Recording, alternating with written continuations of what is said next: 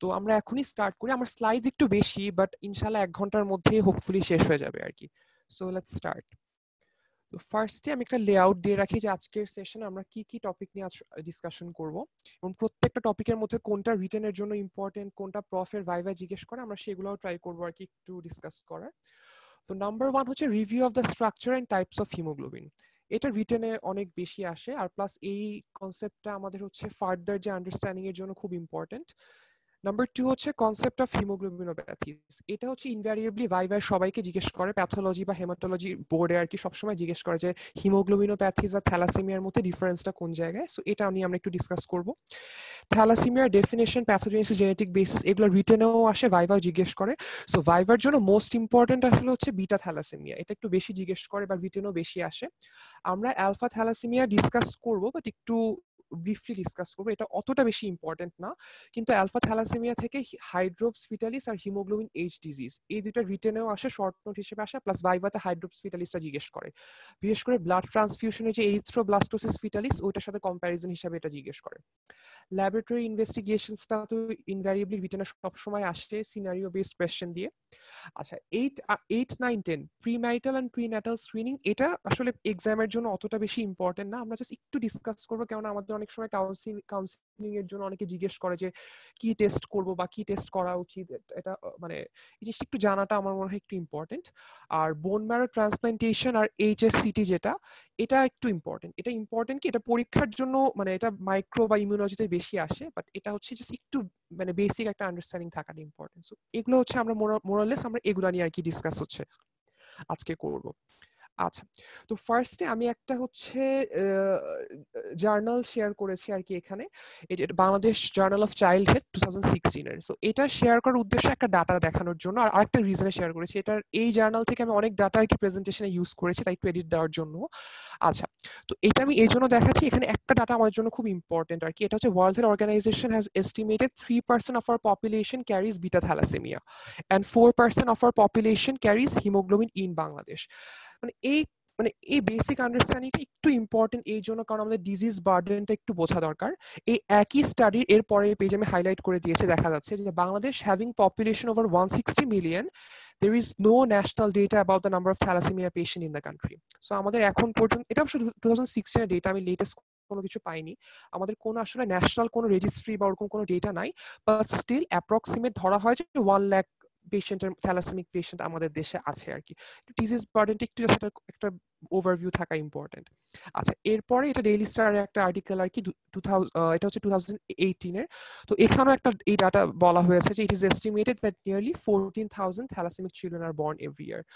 So basically এই statistics গুলো share করলাম to have an understanding of the disease burden in our community. আর থ্যালাসেমিয়াকে বলা হয় যে the most common congenital disorder in Bangladesh. তো এই জিনিসটা একটু আমাদের মাথায় থাকলে হয়তো আমাদের অন্যান্য কন্টেন্ট গুলো রিক্যাপচার ক্যাচ করতে ইজি হবে। আচ্ছা, এটা হচ্ছে ডেভিডসন থেকে একটা দেওয়া ছবি আর কি। আমরা ম্যাপ মানে ওয়ার্ল্ড ম্যাপ দেখা যাচ্ছে আর কি। এই যে এই লাইট পিঙ্ক কালার যে শেডিং গুলা দেওয়া, এটা হচ্ছে থ্যালাসেমিয়ার জন্য এই রিজন গুলো আর কি বেশি মানে ভালনারেবল আর কি। তো সাউথ বাংলাদেশ, তো এখানে সাউথ ইস্ট এশিয়া, তারপর মিডল ইস্ট, তারপর মেডিটেরিয়ানিয়ান রিজন, এগুলোতে থ্যালাসেমিয়াটা বেশি হয়। সো ইভেন কি মানে থ্যালাসেমিয়া যে ওয়ার্ড থেকে আসছে, থ্যালাসা মানে কিন্তু আসলে সি বা ওশান। তো ওশানের আশেপাশের এরিয়াতে বেশি হয় দেখে এই ওয়ার্ডটা আসছে আর কি টেকনিক্যালি। সেটা জাস্ট একটু জানার জন্য। আচ্ছা, এখন আমরা চলে যাব আমাদের আজকের যে মেইন কন্টেন্ট সেটাতে। আচ্ছা, আমরা আগের আয়রন ডেফিসিয়েন্সি অ্যানিমিয়ার যে সেশন ছিল, ওখানে আমরা ডিসকাশন করেছিলাম যে হচ্ছে হিমোগ্লোবিনের বেসিক স্ট্রাকচার কি, ওটা একটু রিক্যাপচুলেট করি। আমরা বলেছিলাম যে হচ্ছে হিমোগ্লোবিনের 4টা গ্লোবিন চেইন, আচ্ছা মনে হয় একটু কম দেখা যাচ্ছে, 4টা গ্লোবিন চেইন থাকে। তো 1, 2, 3, 4, আর এই ব্লু কালার যে সার্কেল গুলো, এগুলো হচ্ছে হিম গ্রুপ আর কি। হিম গ্রুপের মাঝখানে, প্রত্যেকটা হিম গ্রুপের মাঝখানে একটা লাইট ব্লু সার্কেল দেখা যাচ্ছে, এটা হচ্ছে অক্সিজেন মলিকিউল। প্রত্যেকটা হিম সার্কেল একটা হচ্ছে অক্সিজেন মলিকিউল ক্যারি করছে। এখন এই যে 4টা গ্লোবিন চেইন থাকে, এই 4টা গ্লোবিন চেইন হচ্ছে আসলে আমাদের 4 ধরনের থাকে, একটা হচ্ছে আলফা, বিটা, গামা, ডেল্টা। এখন এখানে একটা জিনিস আমাদের একটু জেনে রাখা দরকার, সেটা হচ্ছে আলফা মানে কি। আলফা মানে তো আমরা জানি ডমিনেন্ট বা একটু সুপিরিয়র। তো আলফা চেইনটা ইনভ্যারিয়েবলি সব হিমোগ্লোবিনে থাকবে, ঠিক মানে সব ধরনের আমাদের যত হিমোগ্লোবিনের টাইপস আছে, সবগুলা হিমোগ্লোবিন টাইপসে কিন্তু normal haemoglobin types, obviously abnormal না, সবগুলোতে আলফা থাকবে। আর বিটা গামা ডেল্টাকে আমরা একসাথে বলছি নন আলফা হিমোগ্লোবিন চেইনস। তো এগুলো হচ্ছে বেসিক্যালি যেগুলো এগুলো হচ্ছে বিভিন্ন কম্বিনেশনে এক একটা এজ গ্রুপে এক এক ধরনের হিমোগ্লোবিনে থাকে। ফর এক্সাম্পল হিমোগ্লোবিন এফ যেটা ফিটাসে থাকে, ফিটাসের ক্ষেত্রে যেটা থাকে 2 alpha chains and 2 gamma chains. আর আমাদের যেটা থাকে হিমোগ্লোবিন এ বা অ্যাডাল্টে 2টা আলফা চেইন আর 2টা বিটা চেইন। আর অ্যাডাল্টে হিমোগ্লোবিন A2 এটা খুব কম পার্সেন্টেজে থাকে, বাট এটাও ডায়াগনস্টিক ইম্পর্টেন্স আছে, সেটা আমি একটু পরে বলবো। তো এখানে থাকে হচ্ছে 2টা আলফা চেইন আর 2টা হচ্ছে ডেল্টা চেইন। সো এটা এই জন্য দেখালাম, এই ছবিটা একটু মোটামুটি মাথার মধ্যে গেঁথে নেওয়া লাগবে, কারণ আমি যখন থ্যালাসেমিয়া পড়বো, যে আলফা থ্যালাসেমিয়া মানে আলফা চেইনের সমস্যা, তখন অন্যান্য চেইনগুলো আপার হ্যান্ড নিবে। বিটা থ্যালাসেমিয়া মানে বিটা চেইনের সমস্যা, তখন অন্যান্য চেইনগুলো আপার হ্যান্ড নিবে। সো আমরা যদি কোন চেইন কি কম্বিনেশনে কোন হিমোগ্লোবিন ফর্ম করে এটা যদি একটু বুঝি, তাহলে আর কি আমাদের ওই প্যাথোজেনেসিসটা একটু বুঝতে সুবিধা হবে। ঠিক আছে? আচ্ছা, এর পরের স্লাইডে আমরা যাই। আচ্ছা, নরমাল হিমোগ্লোবিন যে চেইনগুলো বলা হয়েছে, আচ্ছা এখানে আমি যেটা দেখানোর জন্য বেসিক্যালি দিয়েছি যে অ্যাডাল্টে কি থাকে। অ্যাডাল্টে মেইন হচ্ছে তো হিমোগ্লোবিন এ গ্রেটার দ্যান 97%। আচ্ছা, হিমোগ্লোবিন এফ ফিটালটা লেস দ্যান 1% থাকে, এটা নর্মাল সিচুয়েশনে লেস দ্যান 1% থাকে। আর হিমোগ্লোবিন A2 যেটা, সেটা লেস দ্যান 3% থাকে। তো অ্যাডাল্টে তাহলে মেইনলি তিন ধরনের হিমোগ্লোবিনই থাকছে, বাট হিমোগ্লোবিন এটা প্রিডমিনেন্ট মোর দ্যান 97%, হিমোগ্লোবিন এফটা লেস দ্যান 1%, আর হিমোগ্লোবিন A2টা লেস দ্যান 3%। আর ইন কেস অফ নিওনেটস ওদের মেইন হিমোগ্লোবিনটাই হচ্ছে এফ, মানে হিমোগ্লোবিন এফটা 75%। এখানে একটু কথা একটু বলে নেওয়া ভালো, নিওনেট বলতে আমরা বুঝি যে after birth two 28 days after birth. হ্যাঁ, তো নিওনেট যখন অ্যাট বার্থ তার ম্যাক্সিমাম হিমোগ্লোবিন এফই থাকবে, তারপর আস্তে আস্তে এজ বাড়ার সাথে সাথে তার হচ্ছে হিমোগ্লোবিন এফটা will transition into haemoglobin A অথবা adult form of haemoglobin. Percentage মুখস্থ রাখার অতটা দরকার নেই, বাট অ্যাডাল্টেরটা আমরা একটু জানবো যে কোনটা এফ এ বা A2 কোনটা আছে। আচ্ছা, এখানে এই জিনিসটা একটু পরীক্ষা জিজ্ঞেস করে যে আচ্ছা বিটা থ্যালাসেমিয়া, এটা আমরা পরে আরো ডিটেইলসে পড়বো, বাট তাও একটু বলে রাখি, why does beta thalassemia major take 4 to 6 months to manifest after the birth of the baby? এই স্লাইডটা আমি এখন দেখালাম এই জন্য, কারণ এটার যে ক্লিনিক্যাল আনসার সেটার জন্য আমার হিমোগ্লোবিনের স্ট্রাকচারের কনসেপ্টটা ইম্পর্টেন্ট। একটু আগে যেটা বললাম যে একটা বাচ্চা যখন জন্ম হয়, টার্ম বেবির হচ্ছে অ্যাট বার্থে আপ টু 90% হিমোগ্লোবিন এফ থাকে। এখন বিটা থ্যালাসেমিয়া মানে তো বিটা গ্লোবিন চেইনের সমস্যা, এই আন্ডারস্ট্যান্ডিং তো আমাদের আছে। এখন হিমোগ্লোবিন এফ এর স্ট্রাকচার আমরা একটু আগে কি দেখলাম, যে হিমোগ্লোবিন এফ এ থাকে আলফা আর হচ্ছে গামা চেইন, মানে ওখানে বিটা চেইন নাই। তো যেহেতু তার বিটা চেইন নাই, তাই বিটা চেইনের সমস্যা হলে তার মধ্যে সেই সমস্যা দেখা যাবে না, কারণ তার বিটা চেইন নাই। 1 মাস যখন তার হয় তখন 25% কমে আসে হিমোগ্লোবিন এফ, তখনও সমস্যা দেখা যায় না, বিকজ তখনও আর কি যে এক্সেস চেইনগুলো থাকে সেগুলো এগুলোর সাথে বাইন্ড করে মোটামুটি একটা স্টেবল অবস্থায় আসে। বাট যখন 6 মান্থসে যায়, বাই 6 মান্থ তার মাত্র হিমোগ্লোবিন এফ এর পার্সেন্টেজ নেমে আসে 5%-এ। আর বাকিটুকুর মধ্যে মেজরিটি হচ্ছে থাকে হিমোগ্লোবিন এ আর কিছু অংশ হিমোগ্লোবিন A2। সো যেহেতু ওগুলো হিমোগ্লোবিনে আমার হচ্ছে বিটা চেইনটা আছে, তাই 6 মান্থস থেকে আর কি ইউজুয়ালি আর কি 6 মান্থস টু 1 ইয়ার, অনেকে বলে 4 to 6 মান্থস, এরকম টাইম রেঞ্জে আমার বাচ্চাদের ক্ষেত্রে সিমটমস গুলো ফার্স্ট অ্যাপিয়ার করা স্টার্ট করে, এর বিটা থ্যালাসেমিয়া মেজরের ক্ষেত্রে আর কি। এর আগে সিমটমস গুলো আর কি অ্যাসিমটোম্যাটিক থাকে। আচ্ছা, এটা ভাইবার জন্য খুব ইম্পর্টেন্ট যে হিমোগ্লোবিনোপ্যাথিস। হ্যাঁ, তো হিমোগ্লোবিনোপ্যাথিস এর মধ্যে হচ্ছে, আচ্ছা পরীক্ষায় যেভাবে কোয়েশ্চেনটা করে আমি বলি, পরীক্ষায় জিজ্ঞেস করবে এরকম যে what is the basic difference between haemoglobinopathies আর হচ্ছে থ্যালাসেমিয়া। আচ্ছা, আগে হিমোগ্লোবিনোপ্যাথিস এর ডেফিনিশনটা আমরা একটু দেখি। when the possession of a hemoglobin variant gives rise to a clearly defined disease state। এখানে আমি দুইটা ওয়ার্ড একটু হাইলাইট করার চেষ্টা করেছি, একটা হচ্ছে হিমোগ্লোবিন ভ্যারিয়েন্ট আর একটা হচ্ছে clearly defined disease state. Haemoglobin variant বলতে সহজ কথায় বোঝা যায় যে নর্মাল হিমোগ্লোবিন যেটা, সেটা থেকে একটু ভ্যারিয়েশন বা একটু ডিফারেন্ট বা একটু অন্যরকম একটা হিমোগ্লোবিন। কিন্তু সেকেন্ড পার্টটা এখানে বেশি ইম্পর্টেন্ট। সেকেন্ড পার্টে বলা হয়েছে যে it gives rise to a clearly defined disease state. এই কথাটা এই জন্য বলা হয়েছে, আসলে হিমোগ্লোবিনের মধ্যে না মিউটেশনস গুলো খুব কমন, এবং আমাদের হচ্ছে বডিতে অনেক ধরনের মিউটেশনস, অনেক different types of haemoglobin changes হতে পারে, বাট ওগুলো চেঞ্জেস না আমাদেরকে এফেক্ট করে না, আমরা বুঝিও না, আমাদের কোনো সিমটমসও শো করে না। সো ওই জন্য আর কি ওগুলাকে আমরা হিমোগ্লোবিনোপ্যাথিস বলবো না, ওগুলাকে হচ্ছে যখন একটা ক্লিয়ারলি ডিফাইন্ড ডিজিজ স্টেট হবে বা যখন আমার সিমটমস শো করবে বা আমার কোনো অসুবিধা হবে, তখনই ওটাকে আমি হিমোগ্লোবিনোপ্যাথিস বলবো। সেকেন্ড পার্টটা একটু আমরা যদি দেখি, the hereditary disorders of hemoglobin are classified into two broad groups, hemoglobinopathies R thalassaemia. এখানে যেটা ইম্পর্টেন্ট সেটা হচ্ছে এটা কোয়ালিটেটিভ কথাটা ইম্পর্টেন্ট, আর হচ্ছে কোয়ান্টিটেটিভ কথাটা ইম্পর্টেন্ট, ঠিক আছে? তো আচ্ছা, এই কোয়ালিটেটিভ কেন বলছি আর কোয়ান্টিটেটিভ কেন বলছি? আচ্ছা, হিমোগ্লোবিনোপ্যাথিসে যে বেসিক ডিফারেন্সটা মানে যে সমস্যাটা হয় সেখানে হয় কি structurally defective haemoglobin molecules are produce. Structurally defective haemoglobin molecules বলতে এখানে কিন্তু আসলে পরিমাণে কোনো সমস্যা না, এখানে সমস্যা তার মানে কোয়ালিটি, মানে তার মানে সমস্যা হিমোগ্লোবিনের মানে স্ট্রাকচারটা অ্যাবনর্মাল হয় বা নর্মাল স্ট্রাকচারের মতো হয় না। এটা কেন হয়? মিউটেশনের জন্য হয়। এখন এই মানে থ্যালাসেমিয়ার রিলেটেড সবগুলো কোয়েশ্চেনেরই কেন হয় আনসার হচ্ছে একটাই, মিউটেশনের জন্য হয়। বাট আমাকে জায়গা ভিত্তিতে আমাকে একটু স্পেসিফিক আনসার দেওয়া লাগবে যে কিসের মিউটেশন। বাট আপাতত আমরা একটুকু জেনে রাখি, হিমোগ্লোবিনোপ্যাথিস হচ্ছে এক ধরনের qualitative defect. It involves the making of structurally defective haemoglobin molecules. আচ্ছা, তো এটা যেটা বললাম মিউটেশনের জন্য হয়। মিউটেশনের জন্য হিমোগ্লোবিনের যে গ্লোবিন পোর্শনে যে অ্যামাইনো অ্যাসিড গুলো আছে, ওই অ্যামাইনো অ্যাসিডের মধ্যে কিছু অল্টারেশন হয়, যার কারণে হিমোগ্লোবিনোপ্যাথিস হয়। আর থ্যালাসেমিয়াটা হচ্ছে কোয়ান্টিটেটিভ ডিফেক্ট। কোয়ান্টিটেটিভ ডিফেক্ট বলতে এখানে বোঝাচ্ছে যে এখানে হচ্ছে তার মানে কোনো সমস্যা নাই, পরিমাণের সমস্যা বা সংখ্যার সমস্যা। আমরা জানি থ্যালাসেমিয়ার বেসিক মানে ডিফেক্টটা কোথায়, এখানে হচ্ছে reduce number of globin genes. মানে আমার গ্লোবিন চেইন 4টা আমরা জানি নরমালি থাকবে, 4টার জায়গায় আইদার 3টা আছে, 2টা আছে, একটা আছে অথবা নাই। তো তার মানে থ্যালাসেমিয়া কোয়ান্টিটেটিভ বা পরিমাণগত সমস্যা, আর হিমোগ্লোবিনোপ্যাথিস হচ্ছে গুণগত সমস্যা। ওখানে হচ্ছে মানে প্রোটিনের মধ্যে বা অ্যামাইনো অ্যাসিডের স্ট্রাকচারাল ডিফেক্টের কারণে হিমোগ্লোবিন মলিকুলটা স্ট্রাকচারালি ডিফেক্ট। সো এটা কিন্তু বাই ইনভ্যারিয়েবলি যদি থ্যালাসেমিয়া কার্ডে পড়ে আর কি, তাহলে মানে হেমাটোলজি বোর্ড এটা জিজ্ঞেস করে সবাইকে। আচ্ছা, আরেকটা জিনিস আমি লিখেছি, হিমোগ্লোবিনোপ্যাথিসের এক্সাম্পল কি, হিমোগ্লোবিন এস সি ডি এরকম অনেক অনেক ভ্যারিয়েশন আছে, এগুলো একটু বেশি মানে রিজন ওয়াইজ কমন দেখে আর কি, এগুলোর কথা আমাদের টেক্সট বইয়ে বেশি আসে। পরীক্ষায় আরেকটা জিনিস জিজ্ঞেস করে এখান থেকে ভাইভাতে, সেটা হচ্ছে তো হিমোগ্লোবিন এস এটার সিগনিফিকেন্সটা কি। এটা এই জন্য জিজ্ঞেস করে কারণ আমরা সিকল সেল অ্যানিমিয়া নামে আরেকটা টপিক পড়ি, তো ওটার সাথে একটু কোরিলেট করে জিজ্ঞেস করতে পারে আর কি। তো এটা একটু আনসারটা আমি শর্ট করে বলে রাখি। তো বেসিক্যালি যেটা হয়, হিমোগ্লোবিন এসটা এক ধরনের অ্যাবনর্মাল হিমোগ্লোবিন আমরা জানি। তো আমাদের বডিতে যখন হচ্ছে অক্সিজেনের ডেফিসিয়েন্সি হয়, কোনো কারণে হাইপক্সিক স্টেটে গেল, হয়তো বা পেশেন্ট শকে আছে বা হেমোরেজ হয়েছে বা যে কোনো কারণে হাইপক্সিক স্টেটে আছে, হিমোগ্লোবিন এস তো এক ধরনের অ্যাবনর্মাল হিমোগ্লোবিন, রাইট? সো এখানে যেটা হয়, হিমোগ্লোবিন এসটা অক্সিজেন ডেফিসিয়েন্সির কারণে বা লো অক্সিজেন টেনশনে সেটা হচ্ছে এক ধরনের পলিমারাইজেশন রিয়াকশন হয়। ওই পলিমারাইজেশন রিয়াকশনের জন্য ওখানে কিছু মানে ক্রিস্টালাইন বা সুডো ক্রিস্টালাইন স্ট্রাকচার টাইপের তৈরি হয় আর কি ওই রেড ব্লাড সেলের ভিতরে।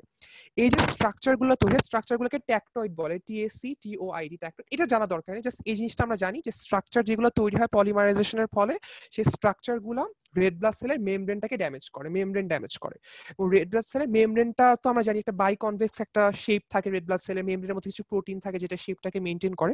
তো মেমব্রেনটা ড্যামেজ হওয়ার কারণে তখন সেলটা সিকেল শেপ বা কাস্তের মতো হয়ে যায় আর কি, সিকেল শেপড হয়ে যায়।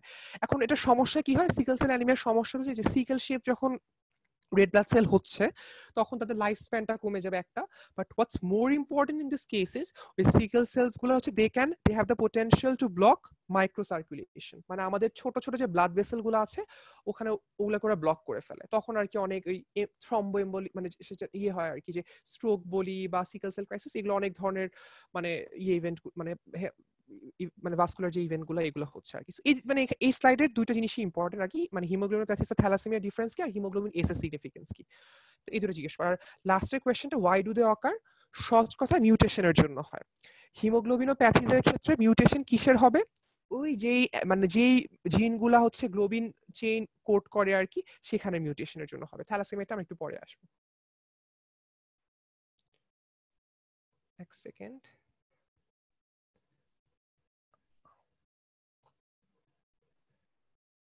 হ্যাঁ, আচ্ছা, এবার চলে আসি থ্যালাসেমিয়ার ডেফিনেশনের। হ্যাঁ, আচ্ছা, থ্যালাসেমিয়ার ডেফিনেশনের জন্য হচ্ছে আমাদের আচ্ছা, এটা অনেক বড় ডেফিনেশন, বাট আমরা একটু এটা রবিন্স থেকে আমি নিয়েছি আর কি। ডেফিনেশন যেটা লেকচারে বলে সেটা বললেই হবে। থ্যালাসেমিয়া ডেফিনেশনটা অনেক সময় ভাইবা জিজ্ঞেস করে, রিটেনে আসে, রিটেনে দেখেছি কোয়েশ্চেন আসে আর কি।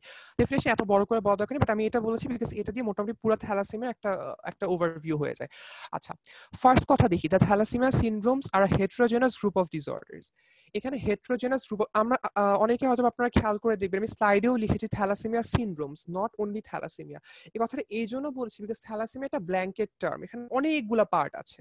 তো হেটেরোজেনাস গ্রুপ অফ ডিসঅর্ডার্স এই জন্য বলছি কারণ আমরা আলফা থ্যালাসেমিয়া নিয়ে কথা বলবো, তারপর বিটা থ্যালাসেমিয়া নিয়ে কথা বলবো, তো এখানে অনেকগুলো গ্রুপ আছে এবং গ্রুপগুলো হেটেরোজেনাস মানে তাদের মধ্যে অনেক ভ্যারিয়েশন বা ডিফারেন্স আছে। সো এই জন্য থ্যালাসেমিয়ার ডেফিনেশন আমার শুরুতেই বলতে হবে it's a group of disorders, not a single disease caused by inherited mutations. Mutations কথা তো আমরা বলেছি যে আমাদের জেনেটিক স্ট্রাকচারে কোনো চেঞ্জ হচ্ছে। ইনহেরিটেড এর সিগনিফিকেন্স কি? ইনহেরিটেড মানে যেটা এক জেনারেশন থেকে পরের জেনারেশনে আসবে, তো এই জন্য এটাকে ইনহেরিটেড বলা হয়। বাট প্রবলেমটা কি হয়? That decreases synthesis of either the alpha or beta globin chains that compose adult haemoglobin. সহজ কথা, আমি যেহেতু থ্যালাসেমিয়াতে হচ্ছে আমার তো মানে ফিটাসের পর 6 মাসের পর থেকে তার মেইন হিমোগ্লোবিন এ হয়। হিমোগ্লোবিন এর মধ্যে থাকে শুধু আলফা চেইন আর বিটা চেইন। তো এই আলফা চেইন আর বিটা চেইনে যদি পরিমাণগত কোনো সমস্যা হয় বা তাদের সিনথেসিস যদি রিডিউসড অর অ্যাবসলিউটলি জিরো থাকে, তখন আর কি থ্যালাসেমিয়ার যে প্রবলেমটা হবে, leading to anaemia, tissue hypoxia, red cell haemolysis related to the imbalance in globin chain. এই 5th নাম্বার পয়েন্টটা আমরা কেন হচ্ছে এটা আমি একটু পরে বুঝবো, বাট শর্ট কথা ডেফিনেশন আমরা বলবো যে are heterogeneous group of disorders due to inherited mutations that reduce the synthesis of either the alpha or beta globin chains. এতটুকু করে বললেও আমাদের যদি এতটুকু বলতে পারি তাও হবে আর কি, অথবা লেকচারের ডেফিনেশন সেটা। আচ্ছা আমরা এর পরেরটাতে যাই। আচ্ছা, classification of thalassaemia.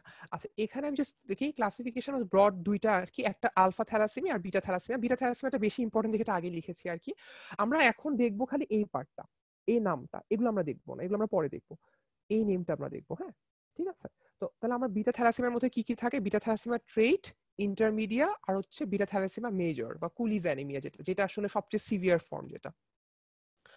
R alpha থ্যালাসেমিয়ার মধ্যে 4টা ভ্যারিয়েন্ট আছে: silent carrier, alpha thalassaemia trait, haemoglobin H disease, haemoglobin Bart's অথবা হাইড্রোক্সিফিটালিস। আমরা আপাতত জাস্ট এই নামগুলো জানি যে আলফা আর বিটা থ্যালাসেমিয়া ভাগ করা হয়, তার মধ্যে বিটা থ্যালাসেমিয়া ট্রেট আর হচ্ছে ইয়ে হয় কি বলে আলফা থ্যালাসেমিয়া মধ্যে হচ্ছে তো 4টা পার্ট আসে। আচ্ছা এটার মধ্যে একটু, আচ্ছা এখানে এই জিনিসটা আমি একটু দেখাবো আর কি। এখানে তো এই জিনোটাইপটা নিয়ে একটু কনফিউশন থাকে যে কোথায় কি হবে এটা বোঝার জন্য, এটা একটু পরে আসি। তার আগে আমি জাস্ট একটু মানে জেনেটিক বেসিসটা একটু পড়ে নিই, তাহলে আমাদের ক্লিয়ার হবে। আমরা বিটা থ্যালাসেমিয়া আর আলফা থ্যালাসেমিয়া দুইটার জন্যই কিন্তু মিউটেশন হচ্ছে। বিটা এখন জিনের কাজ কি? আমরা সহজ করে বলি জিনের কাজ হচ্ছে প্রোটিন তৈরি করা। একটা জিন সিগন্যাল দেয় যে এই স্পেসিফিক প্রোটিনটা আমাদের বডিতে তৈরি হবে। তো তখন সেই জিনের মধ্যে যদি কোনো প্রবলেম হয় তাহলে সেই জিনটা যেই স্পেসিফিক প্রোটিনকে এনকোড করতো সেই প্রোটিনটা আর প্রডিউসড হবে না বা প্রোটিনটা প্রডিউস হলো ডিফেক্টিভ হবে। তো in case of beta thalassaemia আমার বিটা জিন হচ্ছে একটা সিঙ্গেল বিটা গ্লোবিন জিনই থাকে এবং এই জিনটা থাকে হচ্ছে ক্রোমোজোম নাম্বার 11-এ। তো এই জিনটার মধ্যে যদি কোনো ধরনের মিউটেশন হয় তাহলে হচ্ছে আমার এই জিনটা বিটা গ্লোবিন প্রোটিনটা ভালো মতো তৈরি করতে পারবে না। এখন এই মিউটেশনটা কি টাইপের মিউটেশন এটা পরীক্ষায় জিজ্ঞেস করে, কিন্তু এটা হচ্ছে পয়েন্ট মিউটেশন, মানে একটা নিউক্লিওটাইডের একটা মানে চেঞ্জ আসছে। অ্যালফা থ্যালাসেমিয়ার ক্ষেত্রে কিন্তু পয়েন্ট মিউটেশন হয় না, ওখানে হয় জিন ডিলিশন, মানে জিনটা ডিলিট হয়ে গিয়েছে কোনো কারণে। তাহলে এই ডিফারেন্সটা আমি একটু গোছায় একটু বলি। বিটা থ্যালাসেমিয়ার জিন একটা সিঙ্গেল বিটা গ্লোবিন জিন থাকে, এটা থাকে ক্রোমোজোম 11-এ। অ্যালফা থ্যালাসেমিয়ার ক্ষেত্রে মানে দুইটা পেয়ার অফ জিনস থাকে, মানে টোটাল 4টা জিন থাকে আর কি, এবং জিনগুলো থাকে হচ্ছে chromosome number 16 if I am not wrong.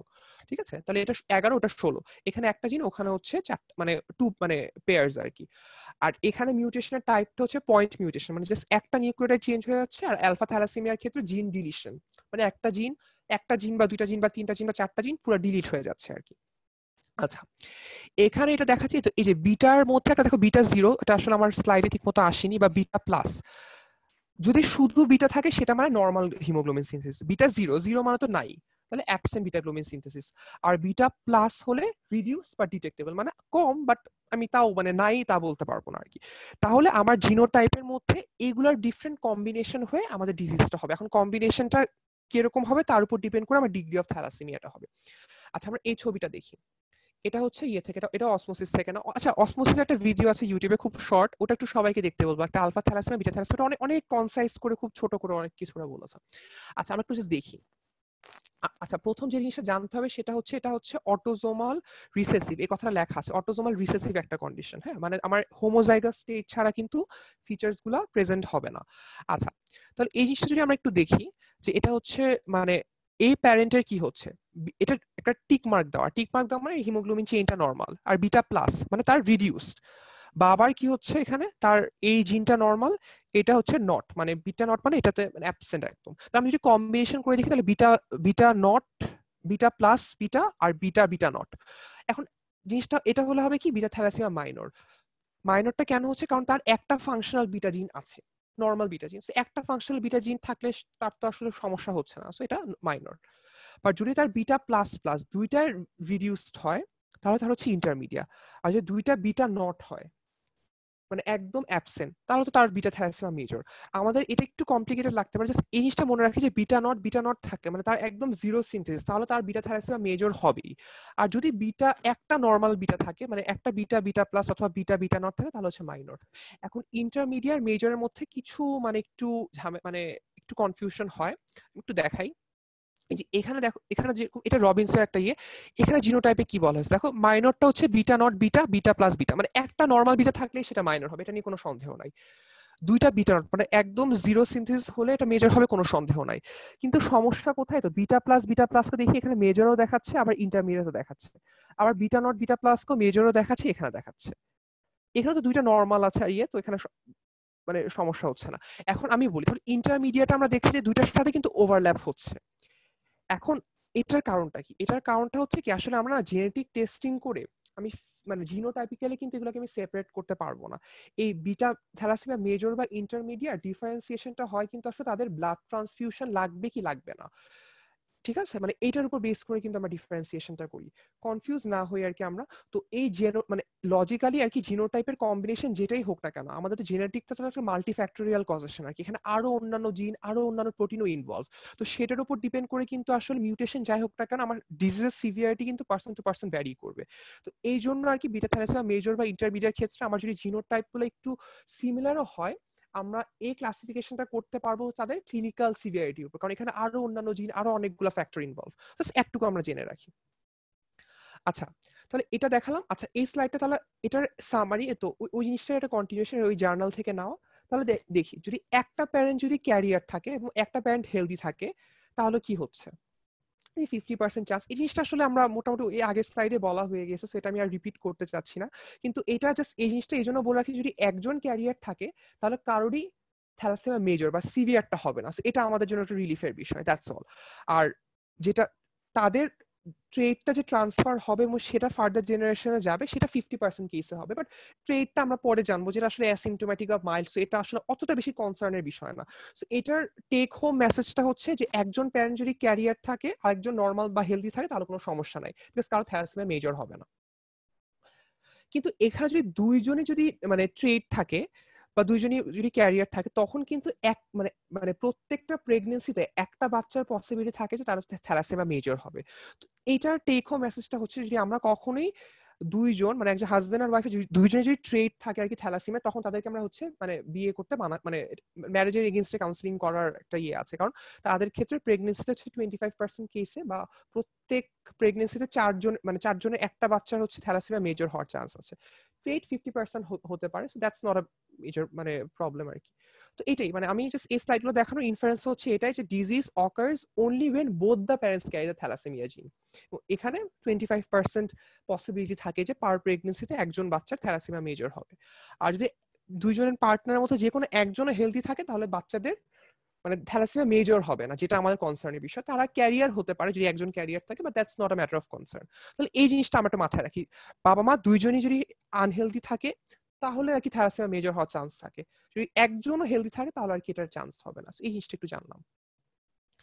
আচ্ছা, এটা ইম্পর্টেন্ট, এটা হচ্ছে এটা এটা ভাই জিজ্ঞেস করে যে থ্যালাসেমিয়াতে mechanism of anaemia in thalassaemia এটা কেন হয়।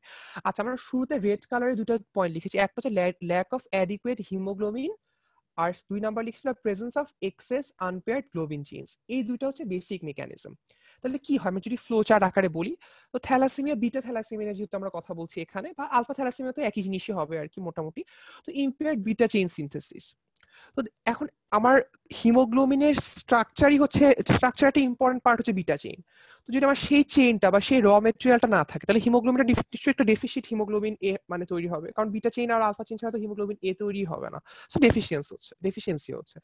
তো এই ডেফিসিয়েন্সির জন্য সেটা হচ্ছে আমার রেড সেলগুলা কি হচ্ছে আন্ডার হিমোগ্লোবিনাইজ, মানে তার যতটুকু হিমোগ্লোবিন থাকার কথা ততটুকু হচ্ছে না। তো এই লজিকে তারা হাইপোক্রোমিক হচ্ছে। মাইক্রোসাইটিক কেন হচ্ছে? বিকজ বোন ম্যারো থেকে অনেক বেশি সেল আসছে, এটা আমরা পরে আসবো। তো এখানকার এই পয়েন্টের বেসিক জিনিসটা হচ্ছে কি, আমার বিটা চেইন কম থাকার কারণে আমার সিনথেসিসটা ঠিক মতো হচ্ছে না, যার কারণে হিমোগ্লোবিনের পরিমাণটা কম, ল্যাক অফ অ্যাডিকুয়েট হিমোগ্লোবিন। কারণ হিমোগ্লোবিনের কাজ অক্সিজেন ট্রান্সপোর্ট করা, যদি হিমোগ্লোবিনের পরিমাণ কম থাকে তাহলে সে অক্সিজেন ট্রান্সপোর্ট করতে পারবে না। এই ক্লিপারটা আমরা যদি দেখি যে তো লাং রেড ব্লাড সেলকে অক্সিজেন দিচ্ছে আর কি, সে অক্সিজেন বলছে যে রেড ব্লাড সেল বলছে I am gonna share it with everyone, but ওর যদি হিমোগ্লোবিন না থাকে তাহলে তো শেয়ার করার সেই মানে সুযোগ বা ক্ষমতা তার থাকে না আর কি। আচ্ছা, তাহলে এটা একটা জিনিস, আন্ডার হিমোগ্লোবিনাইজেশন। আরেকটা জিনিস যেটা হয় সেটা হচ্ছে ইমব্যালেন্স। এই কথাটা আমরা ডেফিনিশনে পড়েছিলাম যে leading to anaemia, hypoxia, imbalance আর কি, এই কথাটা পড়েছিলাম। তো ইমব্যালেন্সের কাজটা কি? Imbalance in alpha and beta globin chain. দেখো বিটা, আমরা যদি একটু দেখি বিটা থ্যালাসেমিয়াতে আমার বিটা চেইনটা কম, তাহলে ওখানে রিলেটিভলি আলফা চেইনটা বেশি। আবার আলফা থ্যালাসেমিয়ার ক্ষেত্রে আমার হচ্ছে আলফা চেইনটা কম, রিলেটিভলি বিটা থ্যালাসেমিয়া বেশি। এখন আমরা জানি আলফা আর বিটা চেইনের মধ্যে একটা মানে পেয়ারিং হয় বা একটা ব্যালেন্স মেইনটেইন হয়। তো যদি তাদের মধ্যে এই ইমব্যালেন্স হয়, যে জিনিসটা এক্সেস বা যে পেয়ার করার মানে পার্টনার পাচ্ছে না, সে প্রিসিপিটেট করে সেলের মধ্যে, প্রিসিপিটেট করে কিছু ইনক্লুশন বডি তৈরি করে আর কি রেড ব্লাড সেলের ভিতরেই।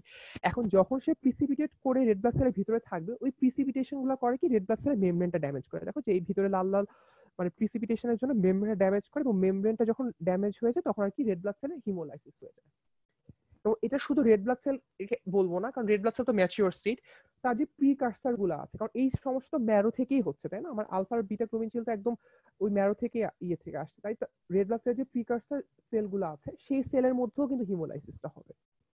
So haemolysis of RBCs and their precursors. তাহলে আমার এই দুটো মেকানিজম অ্যানিমিয়া হয়। তাহলে হিমোগ্লোবিন কম, আরটা হচ্ছে এই যে এক্সেস আনপেয়ার্ড গ্লোবিন চেইন থাকতেছে, যেটা হচ্ছে প্রিসিপিটেট করে রেড ব্লাড সেলের মেমব্রেন ড্যামেজ করতেছে। এটা হচ্ছে ভাই জিজ্ঞেস করে। আচ্ছা, এটাও অসমোসিস থেকে নাও, জাস্ট ওই সিকোয়েন্সটা যে হিমোলাইসিস এই ইনক্লুশন বডিগুলোর জন্য এই সেল মেমব্রেনটা ড্যামেজ হয়ে যাচ্ছে, আরবিসি শেষ, হাইপোক্সিয়া হচ্ছে। এখন হাইপোক্সিয়া হলে আমাদের বডিতে কি রেসপন্স হয়?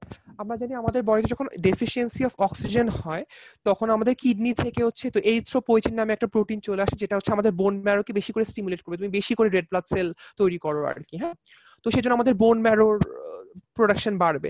এখন আমাদের তো অ্যাডাল্টে তো আসলে লিভার স্প্লিন থেকে রেড ব্লাড সেল তৈরি হয় না, মানে আমরা জানি যে ফিটাল লাইফে ইয়ক স্যাক, লিভার স্প্লিন এগুলো থেকে তৈরি হয়, বাট মানে অ্যাডাল্ট মানে আপ টু 20 ইয়ার্স পর্যন্ত আমাদের লং বোনস থেকে তৈরি হয়। আর এখন আফটার 20 টু 25 ইয়ার্স এরকম এজ গ্রুপে আমাদের ফ্ল্যাট বোনস যেরকম স্কাল বোনস বা রিবস, স্টার্নাম এগুলো থেকে রেড ব্লাড সেল তৈরি হয়। তো এগুলোতেই আগে হাইপারপ্লাসিয়া হচ্ছে আর কি, কারণ এক্সেস হিমোলাইসিসের জন্য সে একটা স্টিমুলেশন দিচ্ছে, তুমি এরিথ্রোপয়েটিন সিক্রেট করে বলছো তুমি বেশি করে রেড ব্লাড সেল বানাও, কারণ আমার রেড ব্লাড সেল নাই। তো এর আগে বোন ম্যারোতে হাইপারপ্লাসিয়া হবে। যখন বোন ম্যারো সেই ডেফিসিয়েন্সির সাথে আসলে অ্যাডজাস্ট করতে পারছে না, সে ওটার সাথে কোপ করতে পারছে না, তখন হচ্ছে লিভার আর স্প্লিন মানে আমাদের যেটা এক্সট্রা মেডুলারি হিমোপোয়েসিস, মানে এক্সট্রা মেডুলারি হিমোপোয়েসিস বলতে হচ্ছে আমার বোন ম্যারোর মেডুলা বাদে অন্যান্য যে সাইডগুলোতে মানে হিমোপোয়েসিস বা রেড ব্লাড সেল প্রোডাকশন হতে পারে সেটাকে আমরা এক্সট্রা মেডুলারি সাইটস বলছি। তো লিভার স্প্লিন তখন ওগুলাতেও আর কি আমাদের মানে হাইপারপ্লাসিয়া হবে, এই মানে হিমোপয়েটিক সেলের, তখন আর কি এই অর্গান গুলো এনলার্জড হবে। তো এই জন্য দেখা যায় যে আমাদের লিভার স্প্লিন মানে হেপাটোস্প্লেনোমেগালি পাওয়া যায় আর কি থ্যালাসেমিয়াতে, বা বোনস গুলো এনলার্জ করে একটা টিপিক্যাল অ্যাপিয়ারেন্স পাই, যেটার ছবি আমরা একটু পরে দেখবো। এটা রবিনসের ছবি, ওই একই জিনিস আর কি, যে এখানে বোন ম্যারোর সাথে মানে ইরেকটিভ এরিথ্রোপোয়েসিস হচ্ছে বোন ম্যারোতে, আর প্লাস মোস্ট এরিথ্রোব্লাস্ট ডাইন বোন ম্যারো, যেটা বলবো যে রেড ব্লাড সেলের প্রিকার্সার গুলো এফেক্টেড হয় আর কি ওই ইনক্লুশনের জন্য। ঠিক আছে, তারপর যেটা হয় এক্সট্রাভাস্কুলার হিমোলাইসিস হচ্ছে। এক্সট্রাভাস্কুলার হিমোলাইসিসটাও যেটা বললাম আর কি, যেটা হয় আর কি যে আমাদের স্প্লিন বা লিভার এইসব সাইটে আর কি, তখন এই সেলগুলো তাতে বেশি ফ্র্যাজাইল হয়ে যায়, ওখানকার ম্যাক্রোফেজগুলো ওদেরকে বেশি ভাঙা ট্রাই করে। আর অ্যানিমিয়ার জন্য তো হাইপক্সিয়া, এরিথ্রোপয়েটিন হয়ে তো ম্যারো এক্সপানশন হচ্ছে। আর এখানে আয়রনের একটা কথা বলা হয়েছে আর কি, আয়রনটা আমি একটু পরে আসতেছি, বাট এটার থেকে আমার মনে হয় এই ছবিটা একটু চোখে রাখলে মোটামুটি সহজে মনে রাখা যাবে আর কি, এটা একটু কঠিন। আচ্ছা, কনসিকুয়েন্সেস। আচ্ছা, এই কনসিকুয়েন্সেসটা যদি আমরা দেখি, এগুলা হচ্ছে দেখো যে সিভিয়ার বিটা থ্যালাসেমিয়া বা বিটা থ্যালাসেমিয়া মেজরে 70 to 85% of red cell precursor suffer this fate বলতে তো এরিথ্রোপোয়েসিসটা মানে তাদের হিমোলাইসিস হয়ে যায়। তার মানে বোঝা যাচ্ছে যদি আমার ব্লাডের 70 to 85% রেড সেলে যদি ভেঙে যাচ্ছে, তাহলে কি পরিমাণ আমাদের মানে একটা স্ট্রেসফুল কন্ডিশন হচ্ছে। তারপর যেগুলো রেড সেল মানে ওই ওই স্ট্রেসফুল অবস্থা থেকেই বোন ম্যারো থেকে রিলিজও হচ্ছে, তাদের কিছু ইনক্লুশন থাকে, যে ইনক্লুশনের কথা একটু আগে বললাম। এই ইনক্লুশনের জন্য তারা কিন্তু দে আর মোর ভালনারেবল টু স্প্লেনিক সিকোয়েস্ট্রেশন, মানে স্পিনের যে ম্যাক্রোফেজ গুলো আছে বা তারা আরো বেশি তাদেরকে ভেঙে ফেলে। নর্মাল তো রেড ব্লাড সেল 120 দিন পর পর ভাঙবে, কিন্তু এই সেলগুলো তাদের স্ট্রাকচারালের সমস্যার জন্য, তাদের ইনক্লুশন বডির জন্য বা মেমব্রেন ড্যামেজের জন্য স্প্লিন তাদেরকে অ্যাবনর্মাল করে বেশি বেশি ভাঙবে, এই জন্য আরো বেশি হিমোলাইসিস হচ্ছে। দেখো তাহলে তার যেহেতু মানে এত হিমোলাইসিস হচ্ছে, তার রেড ব্লাড সেল কম, তখন এরিথ্রোপোয়েটিক ড্রাইভ যেটা মানে এরিথ্রোপোয়েসিস করার যে একটা টেন্ডেন্সি বডি, সেটা অনেক বেশি বেড়ে যাবে।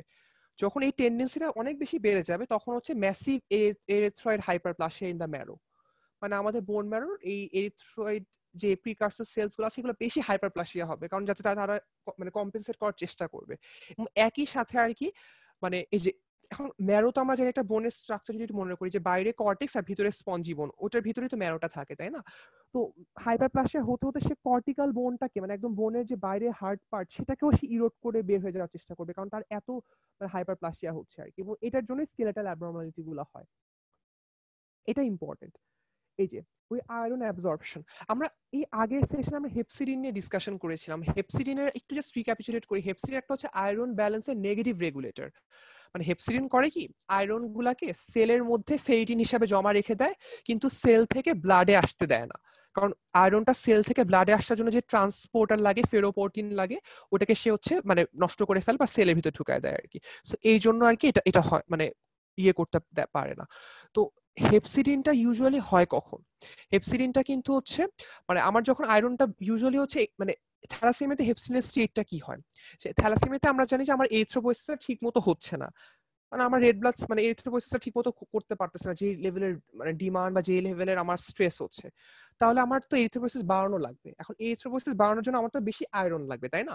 তো আমার যদি বেশি আয়রন লাগে, তাহলে যদি আমি হেপসিডিনও বেশি থাকে, হেপসিডিন তো আমার আয়রনটাকে তো সেলের মধ্যে ঢুকায় রাখবে, সে তো আমাকে আয়রনটাকে ম্যারোতে বা অন্যান্য সাইটে অ্যাভেলেবল করতে দিবে না। এই জন্য হয় কি মানে এখানে থ্যালাসেমিয়াতে হেপসিডিনটা সাপ্রেস থাকে। সাপ্রেস থাকার জন্য তখন আয়রনের অ্যাবজর্পশনটাও বাড়ে, সেটা আয়রনের ইউটিলাইজেশনটা বাড়ে, কারণ আমার রেড ব্লাড সেলের প্রোডাকশনের জন্য আয়রনটা লাগবে।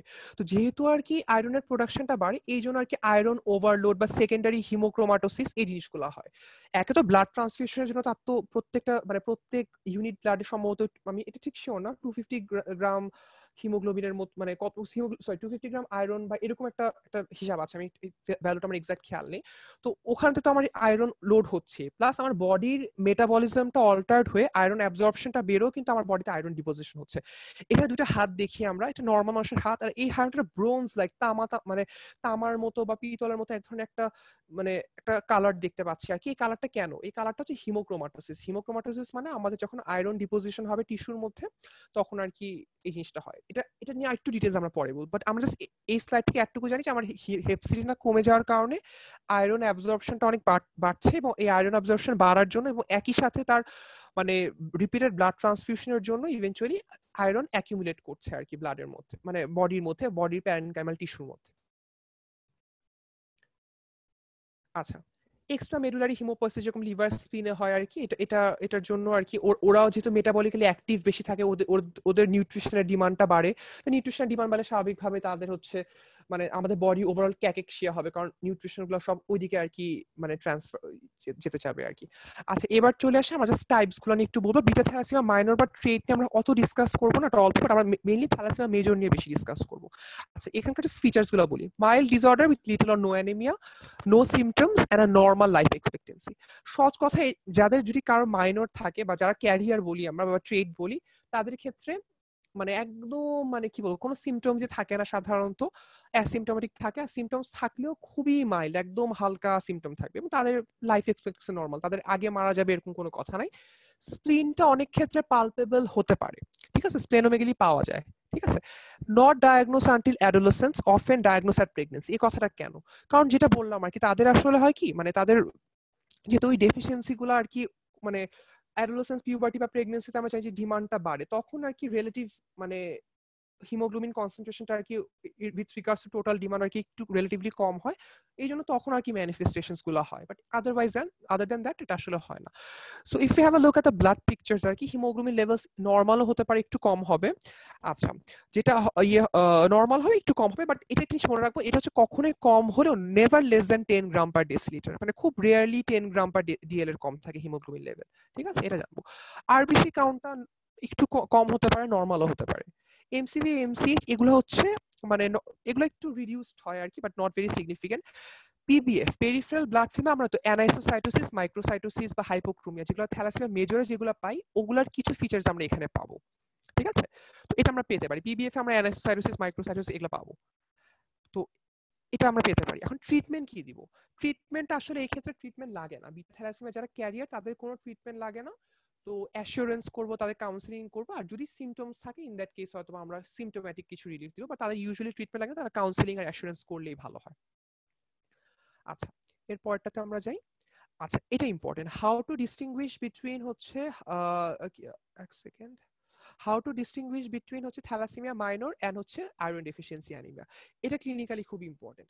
এটা আমি আগের সেশনে একটা জিনিস শেয়ার করেছিলাম যে আমাদের টেক্সট বইগুলোতে এরকম কথা লেখা আছে যে অনেক পেশেন্টে দেখালে আমরা মনে করছি আয়রন ডেফিসিয়েন্সি অ্যানিমিয়া, আমরা তাকে আয়রন সাপ্লিমেন্ট দিচ্ছি, বাট তার কোনো রেসপন্স হচ্ছে না, তার অ্যানিমিয়া ইমপ্রুভ করছে না। সো ওইসব ক্ষেত্রে আমাকে চিন্তা করতে হবে, হ্যাঁ this patient could be suffering from thalassaemia minor, because এটা একটা ইম্পর্টেন্ট ডিডি চলে আসে। তো আমরা এই ডিফারেন্সিয়েশনটা কিভাবে করবো যে সেই পেশেন্টের আয়রন ডেফিসিয়েন্সি অ্যানিমিয়া আছে নাকি থ্যালাসেমিয়া মাইনর আছে? আচ্ছা, এখানে একটা জিনিস যেটা বলা হয় সেটা হচ্ছে যে ইন কেস অফ মানে থ্যালাসেমিয়ার ক্ষেত্রে হয় কি, মানে অ্যানিমিয়া তো আমি বললাম মাইনরের ক্ষেত্রে অ্যানিমিয়াটা খুব মাইল্ড অথবা নর্মাল, কিন্তু পিবিএফ এ কিন্তু আমি একই সাথে বলছি যে তার অ্যানাইসোসাইটোসিস বা মাইক্রোসাইটোসিস হয়। মানে এই জিনিসটা না আসলে একটু মানে কোরিলেট করা যাচ্ছে না, মানে তার অ্যানিমিয়া বেশি হলে তো মাইক্রোসাইটোসিস বা হাইপোক্রোমিয়া বা অ্যানাইসোসাইটোসিস এগুলো বেশি হবে, তাই না? মানে যদি আমি একটা পেশেন্টের পিকচারটা এমন দেখি তার হিমোগ্লোবিন নর্মাল অথবা রিডিউস, কিন্তু ব্লাড ফিল্মে একটু বেশি পরিমাণের মাইক্রোসাইটোসিস বা অ্যানাইসোসাইটোসিস বা হাইপোক্রোমিয়া, যেটা আসলে মরফোলজিক্যালি আর ক্লিনিক্যালি যে আমার ডিগ্রি হওয়ার কথা অ্যানিমিয়া সেটার সাথে কোনো রিলেশন নাই, তো এরকম একটা পিকচার যদি পাই তখন আমরা ওটাকে থ্যালাসেমিয়া মাইনর হিসেবে আমি চিন্তা করব, ঠিক আছে। তো ওটা আয়রন ডেফিসিয়েন্সি অ্যানিমিয়া না। আর আরেকটা কাজ আমরা যেটা করি হিমোগ্লোবিন ইলেকট্রোফোরেসিস, যেটা ওটা আমরা একটু পরে আসছি আর কি ওখানে। তো হিমোগ্লোবিন দেখলে আমরা দেখতে পাই হিমোগ্লোবিন A2 লেভেলটা একটু থ্যালাসেমিয়া মাইনর একটু বাড়ে, এটা আমরা একটু পরে ডিসকাস করবো ডিটেইলসে। আমরা জাস্ট আপাতত এটাই জেনে রাখি যে আমার হিমোগ্লোবিনের ডিগ্রির কম্প্যারিজনে তার পেরিফেরাল ব্লাড ফিল্মের ফিচার্সগুলো খুব বেশি মার্কড থাকবে in case of thalassaemia minor. আর আয়রন ডেফিসিয়েন্সিতে আমার হিমোগ্লোবিন লেভেলের সাথে ওই পেরিফেরাল চেঞ্জগুলো মোটামুটি একটা সিমিলার প্যাটার্নে যাবে আর কি, একটা প্রপোর্শনাল রিলেশনে যাবে।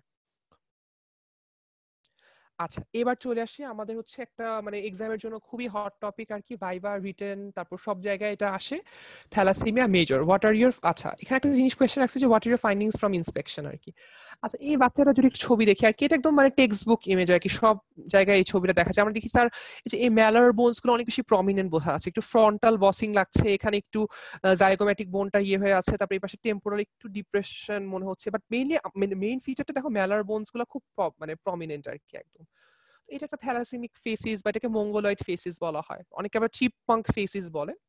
আর এই একটা গ্রসলি ডিস্টেন্ডেড অ্যাবডোমেন দেখতে পাচ্ছি আর কি, দেখে হয়তো বা অ্যাসাইটিস থাকতে পারে পেশেন্টের। এই পাশে যেহেতু আছে তো এটা আমরা ধরে নিব যে এটা লেফট সাইড হলে এটা সম্ভবত স্প্লিন আর কি, দাগটা এরকম দেখা যাচ্ছে, স্প্লিনটা এত বড়, এখানে কোস্টাল মার্জিন নিচে থাকার কথা বা পালপেবল হওয়ার কথা না, সেখান থেকে এত বড় হয়ে গিয়েছে। আর এখানে লিভারটা একটু মার্ক দেওয়া আছে যে লিভারটা কত বড় হয়ে একদম এই পর্যন্ত চলে আসছে, এবং অ্যাবডোমেনটা গ্রসলি ডিস্টেন্ডেড। সো এই তিনটা ছবি এই জন্য দেখা, এই ছবিগুলো মাথায় রাখলে আমার ক্লিনিক্যাল ফিচার্স গুলো আর কি মানে মনে রাখাটা সহজ হবে আর কি। আর পরীক্ষায় কিন্তু এই সিনারিও বেসড কোয়েশ্চেন যেগুলো আমাদের প্যাথোলজিতে আসে বা মেডিসিনেও আসে আর কি, সেগুলো কিন্তু এই টাইপের এই সিমটমস গুলো একটু বেশি দেয়, সো এই জন্য ছবিগুলো একটু আমরা মনে রাখি। Clinical picture. আচ্ছা, insidious onset in children. Insidious onset মানে কি, মানে ধীরে ধীরে আর কি মানে হবে আর কি, সময় ধরে ইভেন্চুয়ালি বাড়তে বাড়তে হবে আর কি। ইনিশিয়ালি উইথ প্যালোর, যেটা বললাম আর কি, যে ওই তো আমরা একটু আগে আমার প্রথম দিকে স্লাইডে বলেছিলাম যে 6 মাস বা 4 মাস থেকে 6 মাসের দিকে মানে বাচ্চাদের ইয়েটা শুরু হয়, ঠিক আছে। তো মানে তাদের আর কি যখন হিমোগ্লোবিন ইয়ে এটা আসে তখন থেকে আর কি তাদের মানে মানে সিমটমস শো করা স্টার্ট করে। সো প্যালটটা সবার প্রথমে সিমটম আসে আর কি, তার একটু ফ্যাকাশে ফ্যাকাশে লাগবে বাচ্চাকে। Growth and development retardation, loss of body fat, anorexia, ঠিক আছে?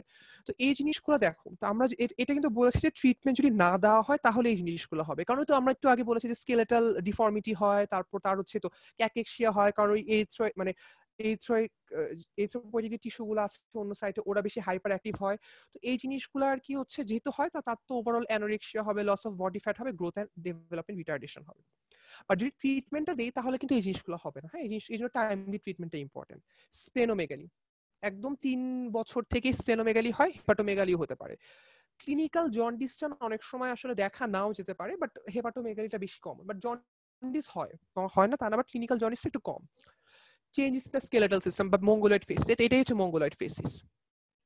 আর cortical thinning leading to pathological structures, এই যে একটু আগে বলেছি যে বোন ম্যারো গুলো তখন হাইপারপ্লাসিয়া হতে হতে ওই স্পঞ্জি পার্ট থেকে শুরু করে কর্টেক্স পর্যন্ত এক্সটেন্ড করে, তখন কর্টেক্সটা চিকন হয়ে যায়, কর্টেক্স যদি থিন হয়ে যায় তাহলে বোনের স্ট্রেংথ কমবে, তখন আর কি প্যাথোলজিক্যাল ফ্র্যাকচার হবে।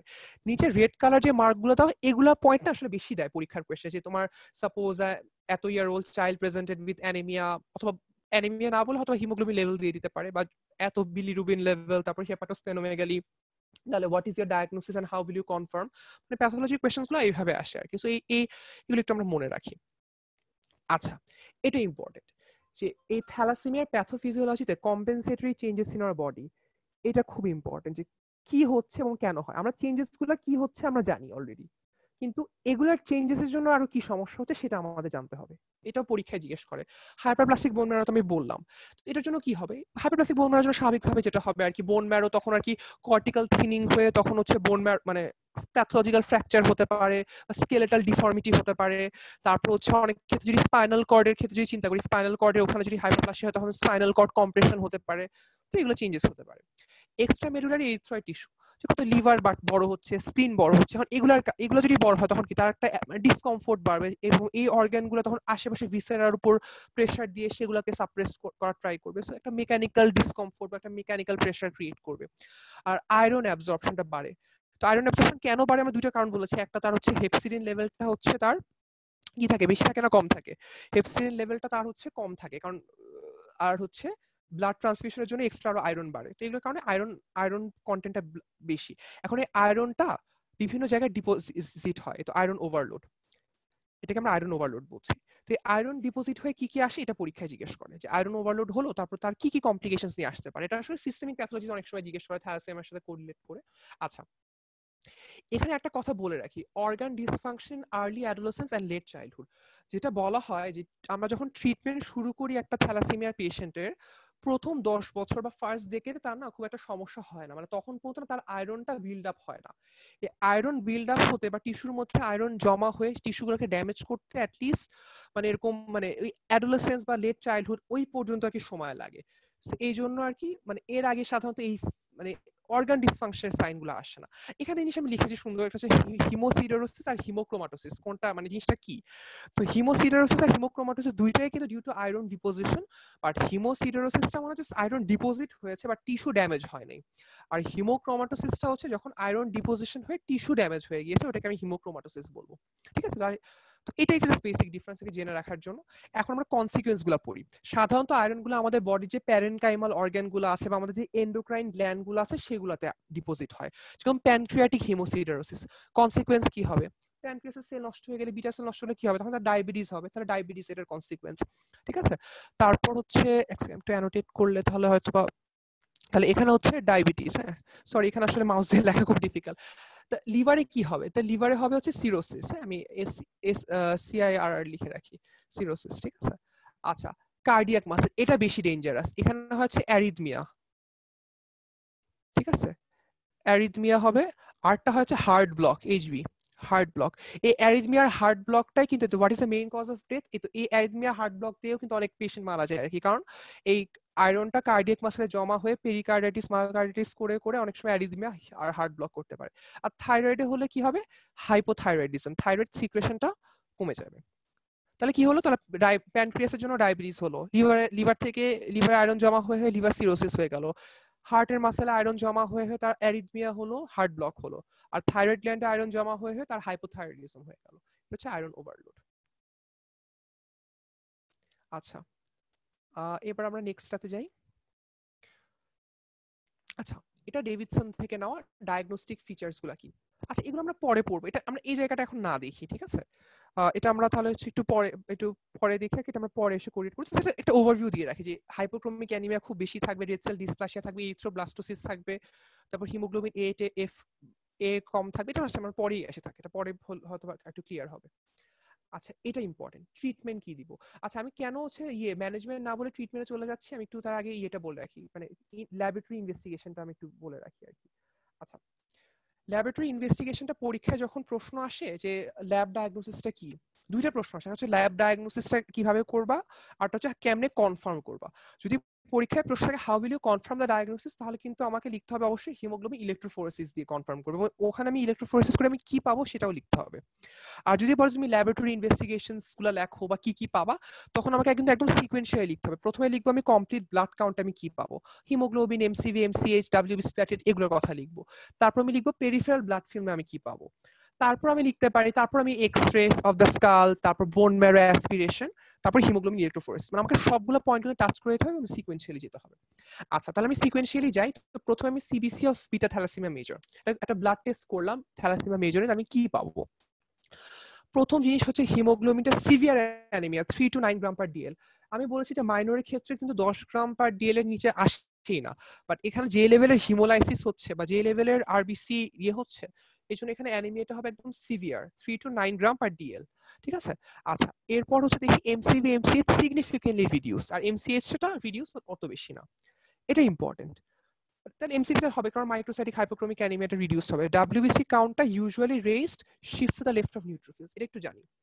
আমরা জানি কি নিউট্রোফিল কিন্তু আমাদের বডি এক ধরনের কি বলবো যে একটা অ্যাকিউট কোনো রেসপন্সেও চলে আসে, আমাদের ব্লাডে নিউট্রোফিলিয়া হয়, তাই না? তো thalassaemia is a stressful condition, তাই না? স্ট্রেসফুল কন্ডিশনে তাহলে নিউট্রোফিল প্রলিফারেশনটা বাড়বে। এখন যখন নিউট্রোফিল বেশি আসবে, তখন তার শিফট টু দ্য লেফট মানে কি, আসলে শিফট টু দ্য লেফট বলতে আসলে বোঝায় যে তার হচ্ছে ইম্যাচিওর ফর্মগুলো বেশি আসবে, মানে বোন ম্যারো কাজ করতে করতে আসলে সে তো মানে লোড তো নিতে পারছে না, তাই সে হচ্ছে ম্যাচিওর ইম্যাচিওর সব একদম ব্লাড স্ট্রিমে ছেড়ে দিবে। তো এই জন্য তার shift to the left of neutrophils. Platelet কাউন্টটা ইউজুয়ালি নর্মাল থাকে, বাট যদি পেশেন্ট যদি খুব বেশি স্প্লিন থাকে তাহলে স্প্লেনিক ডিস্ট্রাকশন বা স্প্লেনিক সিকোয়েস্ট্রেশনের কারণে তখন হয়তো আর কি প্ল্যাটলেট কাউন্ট কম হতে পারে। বাট মেইনলি আমার মনে রাখা দরকার হিমোগ্লোবিনটা কম, এবং কত কম, একদম 3 to 9, মানে 3 গ্রাম পার ডিএল হিমোগ্লোবিন, মানে চিন্তা করা যাচ্ছে যে কত কম, এত কম হতে পারে। মানে 6, আমরা তো আগের সেশনে বলেছিলাম যে 6 এর নিচে হলেই তো ব্লাড ট্রান্সফিউশন, বা 7 এর নিচে হলে তো ব্লাড ট্রান্সফিউশন আমাদের মানে ম্যান্ডেটরি হয়ে পড়ে আর কি। এমসিভি এমসিএইচ তো আমরা জানি সব কমছে আর কি। আচ্ছা, এটা ইম্পর্টেন্ট, আরডিডব্লিউ, এটা না আমাদের আসলে বইয়ে দেওয়া থাকে না, বাট এটা একটু ইম্পর্টেন্ট বলতে কি এটা আসলে আমাদের পরে লাগবে, মেডিসিনের জন্য লাগে বা অন্যান্য ক্ষেত্রে লাগে। আরডিডব্লিউ বলতে আসলে হচ্ছে রেড সেল ডিস্ট্রিবিউশন উইথ। তো সহজ কনসেপ্ট যদি আমরা বলতে যাই যে আমাদের রেড সেলের মধ্যে মানে সাইজ যেগুলো আছে, রেড সেলের যে সাইজ বা তাদের ডায়ামিটার, সেগুলোর যদি আমি একটা মানে প্যাটার্ন দেখি, প্যাটার্নটা সাধারণত মানে নর্মালি প্যাটার্নটা নর্মাল হবে, মানে প্যাটার্নটা একই রকম হবে, যে সবগুলো রেড ব্লাড সেল একই রকম সাইজের হবে, এটাই তো নর্মাল, তাই না? সবগুলো red blood sell almost similar size, almost similar diameter, একই রকম। আরডিডব্লিউ বাড়ে কখন? আরবিডব্লিউ বাড়ে যখন থ্যালাসেমিয়াতে বাড়ে বা আয়রন ডেফিসিয়েন্সি অ্যানিমিয়াতে বাড়ে। কেন বাড়ে? কারণ দেখো এখানে যেরকম থ্যালাসেমিয়াতে তার মাইক্রোসাইটসও হচ্ছে, আবার কিছু নর্মাল সেল হচ্ছে, আবার কিছু একটু বড় সেল আসছে। আবার মেগালোব্লাস্টিক অ্যানিমিয়াতে কি হয়, ম্যাক্রোসাইট মানে বড় রেড ব্লাড সেলও আছে, আবার কিছু ছোট রেড ব্লাড সেলও আছে, আবার কিছু নর্মালও আছে। আয়রন ডেফিসিয়েন্সি একই কথা, যে ম্যাক্সিমামই ছোট সেল, বাট কিছু নর্মাল, কিছু একটু বড়। তো মানে আমার রেড ব্লাড সেলের মধ্যে অনেক সাইজে অনেক ভ্যারিয়েশন আছে। তো সাইজে রেড ব্লাড সেলের সাইজে ভ্যারিয়েশন হওয়া মানে আরডিডব্লিউ বা রেড সেল ডিস্ট্রিবিউশন উইথটা বেশি। আমাদের সাধারণত নিউট্রিশনাল অ্যানিমিয়া যেগুলো, যে আয়রন ডেফিসিয়েন্সি বা ফোলেট ডেফিসিয়েন্সি বা বি12 ডেফিসিয়েন্সি অ্যানিমিয়া বা থ্যালাসেমিয়ার ক্ষেত্রে সাধারণত আরডিডব্লিউটা বেশি থাকে। এটা আর অনেক ফ্যাক্টর আছে, মত ডিটেইলস পড়বো না। আর এই সাইডটা পরে চলে আসছে। আচ্ছা, তো আমার সিবিসির বলা কথা শেষ। এবার হচ্ছে পেরিফেরাল ব্লাড স্মিয়ার। এই ছবিটা আসলে আমার কত দেখতে হয় আমাদের, আমরা জাস্ট একটু দেখি যে কি কি হচ্ছে।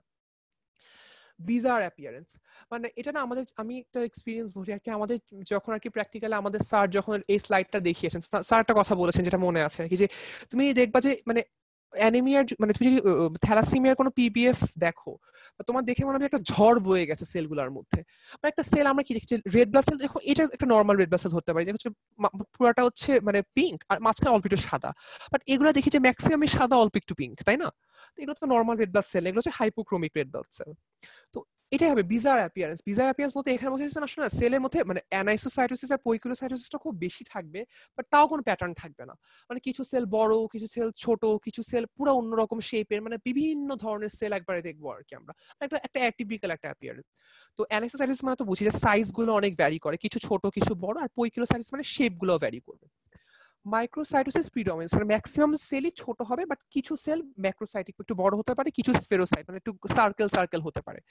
টার্গেট সেল পেন্সিল সেলস আর প্রেজেন্ট। টার্গেট সেল দেখি আমরা এখানে, টার্গেট সেল অবশ্যই এখানে, আচ্ছা পেন্সিল সেল দেখা যাচ্ছে, চিকন চিকন মানে একটা teardrop cell, pencil cell এগুলো আর কি। এটা টিয়ার ড্রপ সেল, এটা সম্ভবত পেন্সিল সেল আর কি। এটা টিয়ার ড্রপ চোখের পাতার ইয়ের মতো, এটা হচ্ছে পেন্সিল সেল। তো এগুলো দেখা যাচ্ছে আর কি। নর্মোব্লাস্ট অলমোস্ট ইনভ্যারিয়েবলি প্রেজেন্ট। নর্মোব্লাস্ট মানে মানে রেড ব্লাড সেলের আর্লি ভার্সন, যেহেতু অনেক বেশি হিমোপোয়েসিস হচ্ছে, অনেক বেশি আরবিসি আসবে, তাই বোন ম্যারোর মানে আর্লি স্টেজের আরবিসিও ছেড়ে দিবে আর কি ব্লাডে, তাই নর্মোব্লাস্ট আমরা পাবো।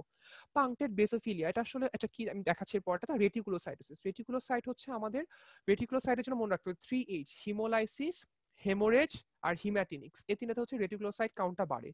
মানে আমাদের রেটিকুলোসাইট আসলে তো আরবিসি প্রিকারসর, তো মানে আমাদের যখন বোন ম্যারো বেশি কাজ করছে তখন আর কি এগুলো ব্লাড স্ট্রিমে চলে আসে আর কি, ইম্যাচিওর ফর্মটাই। তো এখানে রেটিকুলোসাইটোসিসটা এত বেশি 10%, নর্মাল সম্ভবত কত আমি ভুলে গেলাম, 1%, 2% এরকম থাকে আর কি নর্মাল। হ্যাঁ, তো এখানে 10% বেশি, মানে অনেক বেশি। আচ্ছা এই টার্ম যেগুলো আর কি, কতটা টার্মস বলছি ছবিগুলো দেখে আমার ক্লিয়ার হবে। টার্গেট সেল, টার্গেট সেল এই জিনিসটা দেখা যাচ্ছে তো, মানে মানে আমি এমনি নর্মালটা কি এরকম, নর্মাল সেলটা হচ্ছে সাপোজ এটা একটা নর্মাল আরবিসি হয়, সাপোজ এটা যে অনেক বেশি হচ্ছে পিঙ্ক আর মাঝখানে একটু সাদা। আর টার্গেট সেলের ক্ষেত্রে যেটা হয়, টার্গেট সেলের ক্ষেত্রে হচ্ছে প্রথমে পিঙ্ক, তারপর সাদা, তারপর আবার মাঝখানে একটা হচ্ছে পিঙ্ক, একটা মাঝখানে একটা গোল টার্গেটের মতো আর কি, যেটা জাস্ট একটা পয়েন্টের মতো। ঠিক আছে, এগুলো হচ্ছে টার্গেট সেল, যে পিঙ্ক তারপর হোয়াইট তারপর আবার মাঝখানে পিঙ্ক। তো এটা পিঙ্ক হোয়াইট মাঝখানে পিঙ্ক, এটা টার্গেট সেল। টার্গেট সেল কেন হয়, এটা হয় কি, তো সেল মেমব্রেন ড্যামেজ হয়ে মেমব্রেনটা অনেক সময় ভিতরে ঢুকে আর কি, ওখানে একটা অ্যাকুমুলেশন হয় আর কি। এই জন্য নর্মোব্লাস্ট আমরা দেখছি অনেকটা, এই নর্মোব্লাস্ট গুলো আমরা পাই, পলিক্রোমাটিক নর্মোব্লাস্ট বা অর্থোক্রোমাটিক নর্মোব্লাস্ট, মানে এগুলো হচ্ছে রেড ব্লাড সেলে এরিথ্রোসাইটের প্রিকারসর আর কি, এই জিনিসগুলো থাকে, রেটিকুলোসাইটও থাকে। আর বেসোফিলিক স্টিপলিং বলতে কি বোঝায়, এটা হচ্ছে আর কি কিছু ব্লুইশ ডট দেখবো, দেখো ব্লু কালার কিছু ডট দেখা যায়। এই ডটগুলো বেসিক্যালি তো রাইবোজোমাল স্ট্রাকচার আর কি, এগুলো অ্যাকুমুলেশন হয়ে আর কি এগুলো হয়। ছবিগুলো দেখে চেনার জন্য আসলে আমাদের জাস্ট দেখার জন্য, ছবিগুলো আঁকতে মানে প্র্যাকটিক্যাল আঁকতে হয়, প্লাস পরীক্ষায় যদি ল্যাবরেটরি ইনভেস্টিগেশন প্রশ্ন আসে তখন পিবিএফ এর ছবিটা আঁকলে তখন আর কি মানে মার্কস ভালো আসে আর কি। তো জাস্ট ছবিগুলো একটু বুঝে আঁকলে একটু সুবিধা হয়। এটা হচ্ছে পিবিএফ। বোন ম্যারো, আর থ্যালাসেমিয়ার জন্য না আসলে বোন ম্যারোটা না আসলে ইটস নট কম্পালসারি আর কি, বোন ম্যারো আসলে করে না ইউজুয়ালি, আয়রন ডেফিসিয়েন্সির জন্য করা লাগে না। এখন যদি বোন ম্যারো করে তাহলে আমি কি পাবো, এই যে জিনিসটা ইন্টেন্সলি হাইপারপ্লাস্টিক এরিথ্রোপোয়েসিস, মানে এত বেশি হাইপারপ্লাসিয়া হয়ে গেছে যে একদম মানে পোয়েটিক টিস্যু অনেক বেশি। আর বেজোফিলিক এন্ড পলিক্রোমাটিক নর্মোব্লাস্ট, এই তো এই জিনিসগুলো বেজোফিলিক বা পলিক্রোমাটিক নর্মোব্লাস্ট মানে প্রিকারসর গুলো অনেক বেশি পাবো আর কি আমরা এরিথ্রোসাইটের। বোন ম্যারো অ্যাসপিরেশন দেখা যাচ্ছে পোস্টেরিয়র আইলিয়াক ক্রেস্ট থেকে, বোন ম্যারো আমরা করি না। এটা ইম্পর্টেন্ট, হিমোগ্লোবিন ইলেকট্রোফোরেসিস, এটা কনফার্মেটরি, এটা লিখতেই হবে, এটা সব এটা, এবং এটা পরীক্ষায় জিজ্ঞেস করে, মানে পরীক্ষা স্যাররা এইভাবে জিজ্ঞেস করে যে বলতো আয়রন ডেফিসিয়েন্সি কনফার্ম করার জন্য কি করবা, তখন বলতে হবে সিরাম ফেরিটিন করে কনফার্ম করবো। থ্যালাসেমিয়া কিভাবে কনফার্ম করবা, হিমোগ্লোবিন ইলেকট্রোফোরেসিস দিয়ে কনফার্ম করবো। তারপর তো মানে এরকম আর কি কোয়েশ্চেন গুলো করে আর কি। ঠিক আছে, আচ্ছা তো এটা দেখো, এখন হিমোগ্লোবিন ইলেকট্রোফোরেসিস করে আমি কি পাবো। আচ্ছা ইলেকট্রোফোরেসিস কনসেপ্ট একটু জটিল হতে পারে, আমরা ওই দিকে যাব না, বাট আমি একটু নর্মাল চিন্তা করি। একটা অ্যাডাল্ট আমরা কি পড়েছিলাম একটু আগে, যে আমার অ্যাডাল্টে নর্মাল হচ্ছে এটা, নর্মালটা যদি ছবি দেখি আমার হিমোগ্লোবিন এটা সবচেয়ে বেশি, আপ টু 97%, এটা সবচেয়ে বেশি। হিমোগ্লোবিন এফটা তো লেস দেন 3% আর A2টা লেস দেন 1%, এটা হচ্ছে নর্মাল। এটা বেশি দেখে এটা বেশি দেখাচ্ছে ব্যান্ড, এটা একটু অল্প দেখে একটু অল্প, এটা একদম কম দেখে অল্প, এটা হচ্ছে নর্মাল। বিটা থ্যালাসেমিয়া মেজরে কি হবে, predominant haemoglobin is haemoglobin F 10 to 98%। আচ্ছা এটা কেন হচ্ছে আমরা বলি, মানে এই চেঞ্জেস গুলো কেন, হিমোগ্লোবিন এফ কেন এত বেশি, কারণ কি, তো excess alpha chains bind to gamma and delta chains. আমি জানি কি আমার অ্যাডাল্ট হিমোগ্লোবিনের জন্য লাগবে আমার আলফা চেইন আর বিটা চেইন, তাই তো। তো আমার বিটা চেইন এখানে নাই, অ্যাবসেন্ট, আমরা যেহেতু মেজর বলছি আমার বিটা চেইন একদম অ্যাবসেন্ট, তো আমার আলফা চেইন অনেক এক্সট্রা আছে। তো ওই যে তার যে ফিটাল হিমোগ্লোবিন ছিল যে আলফা চেইন আর ডেল্টা চেইন, এই এক্সেস আলফা চেইন গুলো ওই ডেল্টা চেইনের সাথে বাইন্ড করে হিমোগ্লোবিন এফ তৈরি করবে। আবার ওই এক্সেস আলফা চেইন গুলো এই যে A2 হিমোগ্লোবিন A2, ওই যে সরি গামা চেইনের সাথে বাইন্ড করে হিমোগ্লোবিন এফ তৈরি করবে। আবার এক্সেস আলফা চেইন গুলো হিমোগ্লোবিন ডেল্টা চেইনের সাথে বাইন্ড করে হিমোগ্লোবিন A2 তৈরি করবে। মানে বেসিক কনসেপ্ট হচ্ছে এটাই, যে আমার অ্যাডাল্ট হিমোগ্লোবিনের জন্য আমার আলফা আর বিটা দুইটাই লাগবে, আমার কাছে বিটা নাই, আলফা চেইনটা অনেক বেশি, অনেক এক্সেস পড়ে আছে। তো এই এক্সেস আলফা চেইন গুলো তখন ওই গামার সাথে বাইন্ড করে হিমোগ্লোবিন এফ তৈরি করবে, ডেল্টার সাথে বাইন্ড করে হিমোগ্লোবিন এ টু তৈরি করবে, এবং এই জন্য এগুলো বেশি থাকে। হিমোগ্লোবিন প্রিডমিনেন্ট হিমোগ্লোবিনটা হবে হিমোগ্লোবিন এফ। এটা এখন মেজরে হিমোগ্লোবিন এফটা কত বেশি, এটা প্যাথোলজিক্যাল অনেক বড় দেখা আছে। এটা একদম মানে নর্মাল অ্যাডাল্ট হিমোগ্লোবিন কম, আর যেটা হচ্ছে এ টু সেটা একটু বেশি, সেটা একটু মানে ভ্যারিয়েবল বলতে কি নর্মাল রিডিউস বা ইনক্রিজ, এখানে ইনক্রিজ দেখাচ্ছে আর কি। ঠিক আছে, তাহলে আমার হচ্ছে তাহলে ইলেকট্রোফোরেসিস ফাইন্ডিংস কি পাবো? Predominant haemoglobin is haemoglobin F, haemoglobin A is completely absent in beta not, যেটা আর কি একদম মানে homozygous state of beta not, তখন তো একটুও হবে না। যদি বিটা প্লাস স্টেট থাকে তখন কিছু পরিমাণে তৈরি হবে আর কি, তখন একদম অ্যাবসেন্ট হবে না। আর এ টুটা আমরা মানে বইয়ে লেখা ভ্যারিয়েবল নর্মাল রিডিউস বা ইনক্রিজ, বাট আমরা ইনক্রিজটাই বেশি পড়ি আর কি। কারণ ইনক্রিজটা এই জন্য কারণ যেহেতু আর কি এটা আলফা ডেল্টা চেইন দিয়ে তৈরি হয় এ টুটা, আর এখানে যেহেতু বিটা চেইনের কোনো রোল নাই, তো এই জন্য আর কি এটা একটু বেড়ে যায়। তো এটা হচ্ছে বিটা থ্যালাসেমিয়া মেজর। এর সাথে কোরিলেট করে আমরা বিটা থ্যালাসেমিয়া মাইনরে কি হয়? মাইনরে হচ্ছে আমরা জানি যে আসলে ওখানে তো বিটা চেইনটা একটু কম বাট নট অ্যাবসেন্ট, তো ওখানে জাস্ট হিমোগ্লোবিন এ টু আর এফটা একটু বাড়ে। কারণ তো নর্মাল হিমোগ্লোবিন মানে হিমোগ্লোবিন এ তো alpha to R beta two chain দিয়ে হবে, তাই তো? তো বিটা চেইন একটু কম, সো হিমোগ্লোবিন এটা একটু কমে যায় কারণ ইনাফ বিটা চেইনস নাই, আর সেই পরিমাণ এক্সেস আলফা চেইন গুলো তখন এফ আর এ টুর সাথে একটু বেড়ে একটু বাড়ে। বাট তুমি এই প্রপোর্শনটা আমরা দেখি, এখানে অল্প বাড়ছে বাট এখানে অনেক বেশি, মেজর অনেক বেশি হিমোগ্লোবিন এফ। মাইনরে এখানে এ টুটা মানে মাইনরে এ টুটা একটু বাড়ে আর কি, আর মেজরও বাড়ে। তো এই টুটা দিয়ে আমি ডিফারেন্সিয়েট করতে পারি কিন্তু আরেকটা আয়রন ডিফিসিয়েন্সি আর বিটা থ্যালাসেমিয়া মাইনরের মধ্যে। আয়রন ডিফিসিয়েন্সি অ্যানিমিয়াতে কিন্তু আমরা হচ্ছে হিমোগ্লোবিন এফ আর এ টু এগুলো কিন্তু আনঅল্টার্ড থাকে ইউজুয়ালি, বাট মাইনরে হচ্ছে এগুলো বাড়ে। তাহলে এই জিনিসটা ক্লিয়ার। তাহলে পরীক্ষাটা কিন্তু ইনভ্যারিয়েবলি সবাইকে জিজ্ঞেস করে যে কি হচ্ছে, হিমোগ্লোবিন এফটা প্রিডমিনেন্ট পাবো, এটা কমপ্লিটলি অ্যাবসেন্ট যদি বিটা নট হয়, স্মল বা moderate amount present if beta plus, আর হচ্ছে এ টুটা ভ্যারিয়েবল, অথবা অনেকে ইনক্রিজ তো শুনতে চায় তো ইনক্রিজ বলতে পারে। এটা হচ্ছে আমার ল্যাব ইনভেস্টিগেশন। আচ্ছা, এবার চলে যাই আমি ট্রিটমেন্টে। আমার স্লাইডটা না আসলে একটু আচ্ছা, ও এই ছবিটা দেখাই, এটা তো একদম ক্লাসিক ছবি, সব জায়গায় দেখি আর কি। ঠিক আছে, এটা হচ্ছে একটা স্কাল এক্সরে। হ্যাঁ, এটাকে চুলের হেয়ার অন এন্ড অ্যাপিয়ারেন্স, তো চুল মানে আমাদের যখন গুজবাম্পস হয়, লোমগুলো যখন দাঁড়ায় যায় আর কি, তখন আর কি যেরকম অ্যাপিয়ারেন্স সেটা আর কি এই অ্যাপিয়ারেন্স অনেকটা এরকম, সেটাকে হেয়ার অন এন্ড অ্যাপিয়ারেন্স বলা, অথবা ক্রু কাট অ্যাপিয়ারেন্স। ক্রু কাট মানে একটা চুল কাটে যেভাবে আর কি ইয়েরা মানে ওই ক্রু কাট অ্যাপিয়ারেন্সের মতো। এখন এটা কেন হয়? এটা রিজনটা আমরা আগেই বলেছি আর কি, যে এখানে এই বোন ম্যারোটা হাইপারপ্লাসিয়া হয়ে ওই কর্টিক্যাল বোনকে ইরোড করে করে এই অ্যাপিয়ারেন্সটা হয়। এটাও পরীক্ষা, এটা কিন্তু পরীক্ষায় মানে আসে আর কি, যে এক্সরে করলে তুমি কি ফাইন্ডিংস পাবা থ্যালাসেমিয়া। দেখো তো ফেসটা এরকম, আর হচ্ছে বোনে আর কি তো এই হেয়ার অন এন্ড অ্যাপিয়ারেন্স অথবা আর কি ক্রু কাট অ্যাপিয়ারেন্স। আচ্ছা, এবার চলে আসি আমার ম্যানেজমেন্ট, কি ট্রিটমেন্ট দিব, এটা দরকার নেই। আচ্ছা, ট্রিটমেন্ট হচ্ছে আমার এখানে প্রবলেম কি, প্রবলেম ওয়াইজ ট্রিটমেন্ট। হ্যাঁ, তো এরিথ্রোপয়েটিক ফেইলিয়ার হচ্ছে আমার, মানে আমার হচ্ছে এরিথ্রোপয়েটিস ঠিক মতো কাজ হচ্ছে না। এটা ডেফিনিটিভ ট্রিটমেন্ট কিন্তু বোন ম্যারো ট্রান্সপ্লান্ট। দেখো অ্যালোজেনিক, তো এইচএসসিটি মানে haematopoietic stem cell transplantation from HL, এটা আমি একটু পরে আসতেছি। বাট আমার ডেফিনিটিভ ট্রিটমেন্ট হচ্ছে বোন ম্যারো ট্রান্সপ্লান্ট বা হচ্ছে এইচএসসিটি। কিন্তু এটা তো আসলে সবার ক্ষেত্রে পসিবল না, অনেক এক্সপেন্সিভ, প্লাস ডোনার পাওয়া লাগবে, বা প্রসেসটা অনেক লেন্দি আর কমপ্লিকেটেড, তো এটা একটু মানে কঠিন জিনিস আর কি, এটা তো প্র্যাকটিক্যালি সবার পক্ষে পসিবল না। তো আমরা যেটা করি ব্লাড ট্রান্সফিউশন করি to maintain haemoglobin greater than 100 gram per litre অথবা গ্রেটার দেন 10 গ্রাম পার ডিএল। এটা আমাদের মনে রাখতে হবে যে আমাদের মেইন স্টে অফ ট্রিটমেন্ট হচ্ছে রিপিটেড ব্লাড ট্রান্সফিউশন। তো আর এবং আমার টার্গেট থাকবে হিমোগ্লোবিন লেভেলটা গ্রেটার দেন 10 গ্রাম পার ডেসিলিটার অথবা গ্রেটার দেন 100 গ্রাম পার লিটার। এটা গেল। আর ফোলিক অ্যাসিড সাথে দিচ্ছি। আয়রন ওভারলোড, এটা একটু আগে যে আয়রন ওভারলোডের কথা বললাম, এই জন্য আমাকে আয়রন কিলেটিং এজেন্ট দেওয়া লাগবে, তো ডিফেরোক্সামিন দিই আমরা আর কি। এটা নিয়ে আমরা একটু কথা বলবো। আর যদি খুব বেশি স্প্লেনোমেগালি হয়, মেকানিক্যাল প্রবলেমস করতেছে বা ট্রান্সফিউশন নিডস বাড়াই দিচ্ছে, এটা কেন? দেখো স্প্লিন যদি খুব বড় হয়, তো সে আশেপাশে সবগুলো স্ট্রাকচারকে কম্প্রেস করবে। প্লাস স্প্লিনের হাইপারপ্লাসিয়া মানে কি, সেখানে এক্সট্রা ভাস্কুলার হিমোলাইসিস বেশি হবে, কারণ স্প্লিনের টিস্যুগুলো তখন মানে বেশি অ্যাক্টিভ, তো তখন বেশি রেড ব্লাড সেল ভাঙবে, তখন তার ট্রান্সফিউশন আরো বেশি লাগবে। তো এই জন্য তখন স্প্লেনো মানে বেশি স্প্লেনোমেগালি হয়ে গেলে তখন আমাকে অনেক সময় স্প্লেনেক্টমি করতে হয়। তো এটাই আমার ম্যানেজমেন্টের বেসিক প্রিন্সিপাল। আমরা কিছু কোয়েশ্চেন দেখি আর কি ম্যানেজমেন্ট নিয়ে, যে how do blood transfusion help, blood transfusion আমরা কেন করছি? তো ব্লাড ট্রান্সফিউশন বেসিক্যালি দুইটা কাজ করছে, একটা হচ্ছে ইট অ্যালিভিয়েটস অ্যানিমিয়া, যেটা আমার মেইন প্রবলেম এখানে। আরেকটা কাজ হচ্ছে যেটা ইম্পর্টেন্ট, সেটা হচ্ছে সাপ্রেসেস দ্য কম্পেনসেটরি মেকানিজমস। এই যে আমি একটু আগে বললাম যে হাইপারপ্লাস্টিক বোন ম্যারো, তারপর হচ্ছে এক্সট্রা মেডুলারি হিমোপোয়েসিস, তারপর আয়রন অ্যাবজর্পশন বাড়ে, এই জিনিসগুলো কেন হচ্ছে? কারণ আমার ব্লাডের মধ্যে অক্সিজেন কম, মানে রেড ব্লাড সেল, হিমোগ্লোবিন কম। এই জিনিসগুলোকে হচ্ছে কম্পেনসেট করার জন্য তো চেঞ্জগুলো হচ্ছে। আমি যদি ব্লাড ট্রান্সফিউশন দিয়ে ব্লাডের হিমোগ্লোবিন লেভেলটাকে মেনটেন করতে পারি, তাহলে কম্পেনসেটরি চেঞ্জেসগুলো কম হবে। This is the role of blood transfusion. Second question দেখি, at what age do we start blood transfusions? তো এটা হচ্ছে বলা হয় যে আমরা তো একটু আগে বলেছি যে মানে 6 মাস বা 1 বছর থেকে আর কি ফিচার্স গুলা প্রথম শো করে আর কি। তো এটা বলা হয় যে 1 বছর বা 2 বছর থেকে আমাদের ব্লাড ট্রান্সফিউশনটা শুরু করে দিতে হবে এবং তখন থেকে আমার এইম থাকবে যে হিমোগ্লোবিন লেভেলটা অ্যাটলিস্ট 10 গ্রাম পার ডিএল থাকে।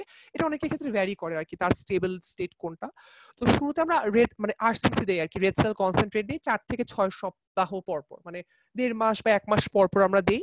কারণ এটা কেন দেই, কারণ হচ্ছে তো মানে এটা হলো তার নর্মাল গ্রোথটা হবে না, কারণ তার যদি স্কেলেটাল ডিফর্মিটি হয়ে যায় বা তার হচ্ছে মানে ওই ওই এবারে কম্পেনসেটরি চেঞ্জেস গুলো হয় তখন তার হচ্ছে তার মানে গ্রোথ হবে না। সো এই জন্য আর কি আমরা একদম মানে 4 থেকে 6 সপ্তাহ পর পর আমরা প্রথম বা সেকেন্ড ইয়ার অফ লাইফ থেকে আমরা হচ্ছে মানে ব্লাড ট্রান্সফিউশন দেওয়া স্টার্ট করি। আর ইন্টারভালটা শুরুতে আমরা 4 থেকে 6 সপ্তাহ রাখি, what should be the interval. So it's মানে এখানে কোনো আইডিয়াল ইন্টারভাল আসলে নাই, মানে এটা ডিপেন্ড করে তার হিমোগ্লোবিন কনসেন্ট্রেশন কিরকম, তার হিমোলাইসিসের রেটটা কিরকম। So this is something that depends on a lot of other factors as well. So basically the ball park is আমরা 4 to 6 মানে উইকস পর পর আমরা দিই। অনেক ক্ষেত্রে অ্যাডাল্টের ক্ষেত্রে আমরা 5 থেকে 10 সপ্তাহ পর পরও দিই। মানে আমার কথা হচ্ছে কি বেশি ট্রান্সফিউশন দিলেও আবার সমস্যা, কারণ আয়রন ওভারলোড হয়ে যাবে। সো এটা একটা সমস্যা। Do we co-administer iron chelating agents? এটা হচ্ছে yes, and it's very very important. আমরা তো মানে ফার্মাকোলজি যারা 4th ইয়ার স্টুডেন্ট আছে তারা হয়তো আমরা জানি যে ওই ফার্মাকোলজি একটা কোয়েশ্চেন সবসময় করে যে আয়রন কেলেটিং এজেন্ট আর কি, তো ডিফেরোক্সামিন দিয়ে আর কি সবসময় জিজ্ঞেস করে এটা যে আয়রন টক্সিসিটিতে আমরা দেই। তো ডিফেরোক্সামিনটা এখানে খুব ইম্পর্টেন্ট। আমরা ব্লাড ট্রান্সফিউশনের সাথে সাথে আমি সাবকিউটেনিয়াসে ডিফেরোক্সামিনটাও দেই। তো এটা আয়রন কেলেটিং এজেন্ট। এটা করে কি ওই আয়রনের স্টোরেজ ফর্ম যেটা আছে ওটাকে রিমুভ করে মানে ইউরিনাস টুল দিয়ে পাস করে দেয়, আর আয়রনের অ্যাকিউমুলেশনটাকে প্রিভেন্ট করে। তো আমার তাহলে এক্সেস আয়রনটা আমার কমে যাবে। তো এই ডিফেরোক্সামিনটা আমার জন্ম থেকে মানে একদম যখন থেকে ব্লাড ট্রান্সফিউশন শুরু করবো তখন থেকে তাকে কো অ্যাডমিনিস্টার আমরা হচ্ছে ডিফেরোক্সামিনটা আমি করবো।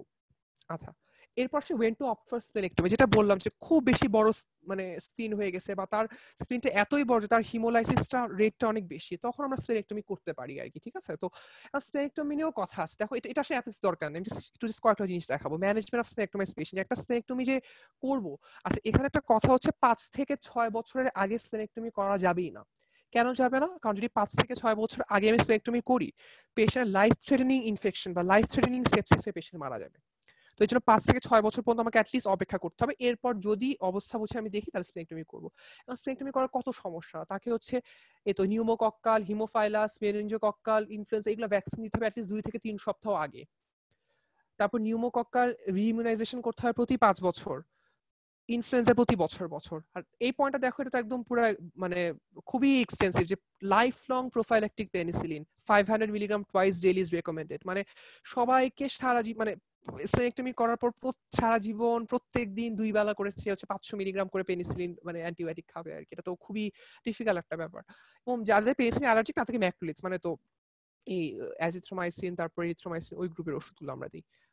আর প্রবলেম কি, তো ওভারওয়েলমিং সেপসিস হতে পারে বা এই যে অর্গানিজমগুলো এগেইনস্ট ইমিউনাইজ করলাম এগুলোর প্রতি বেশি ভালনারেবল হয়। তো স্প্লেনেক্টমিটা কিন্তু আসলে জিনিসটা এই জন্য দেখালাম, এটা দেখানোর জন্য স্প্লেনেক্টমি আমি চাইলেই যে করে ফেলবো তা কিন্তু না। মানে স্প্লেনেক্টমির অনেক কমপ্লিকেশনস থাকে, অনেক কঠিন একটা প্রসেস। তো এটা তাহলে আমার হচ্ছে বিটা থ্যালাসেমিয়া ট্রিটমেন্টও মোটামুটি শেষ, আমার ম্যানেজমেন্টও শেষ। আচ্ছা এবার আমরা একটু লাস্টে চলে আসি, আমরা বেশিক্ষণ লাগবে না আর কি। প্রগনোসিস পরে আমরা অ্যালফা থ্যালাসেমিয়া জাস্ট কয়েকটা পয়েন্ট বলবো।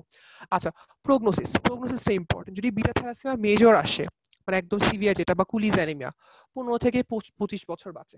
এটা খুবই মানে দুঃখজনক একটা ব্যাপার যে লাইফ এক্সপেক্টেন্সি মাত্র 15 থেকে 25 বছর।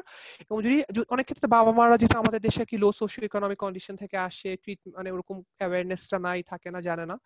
তো ইন দ্যাট কেস আর কি তখন আর কি তাদের 5 বছরের আগেই বাচ্চারা মানে মারা যায় আর কি।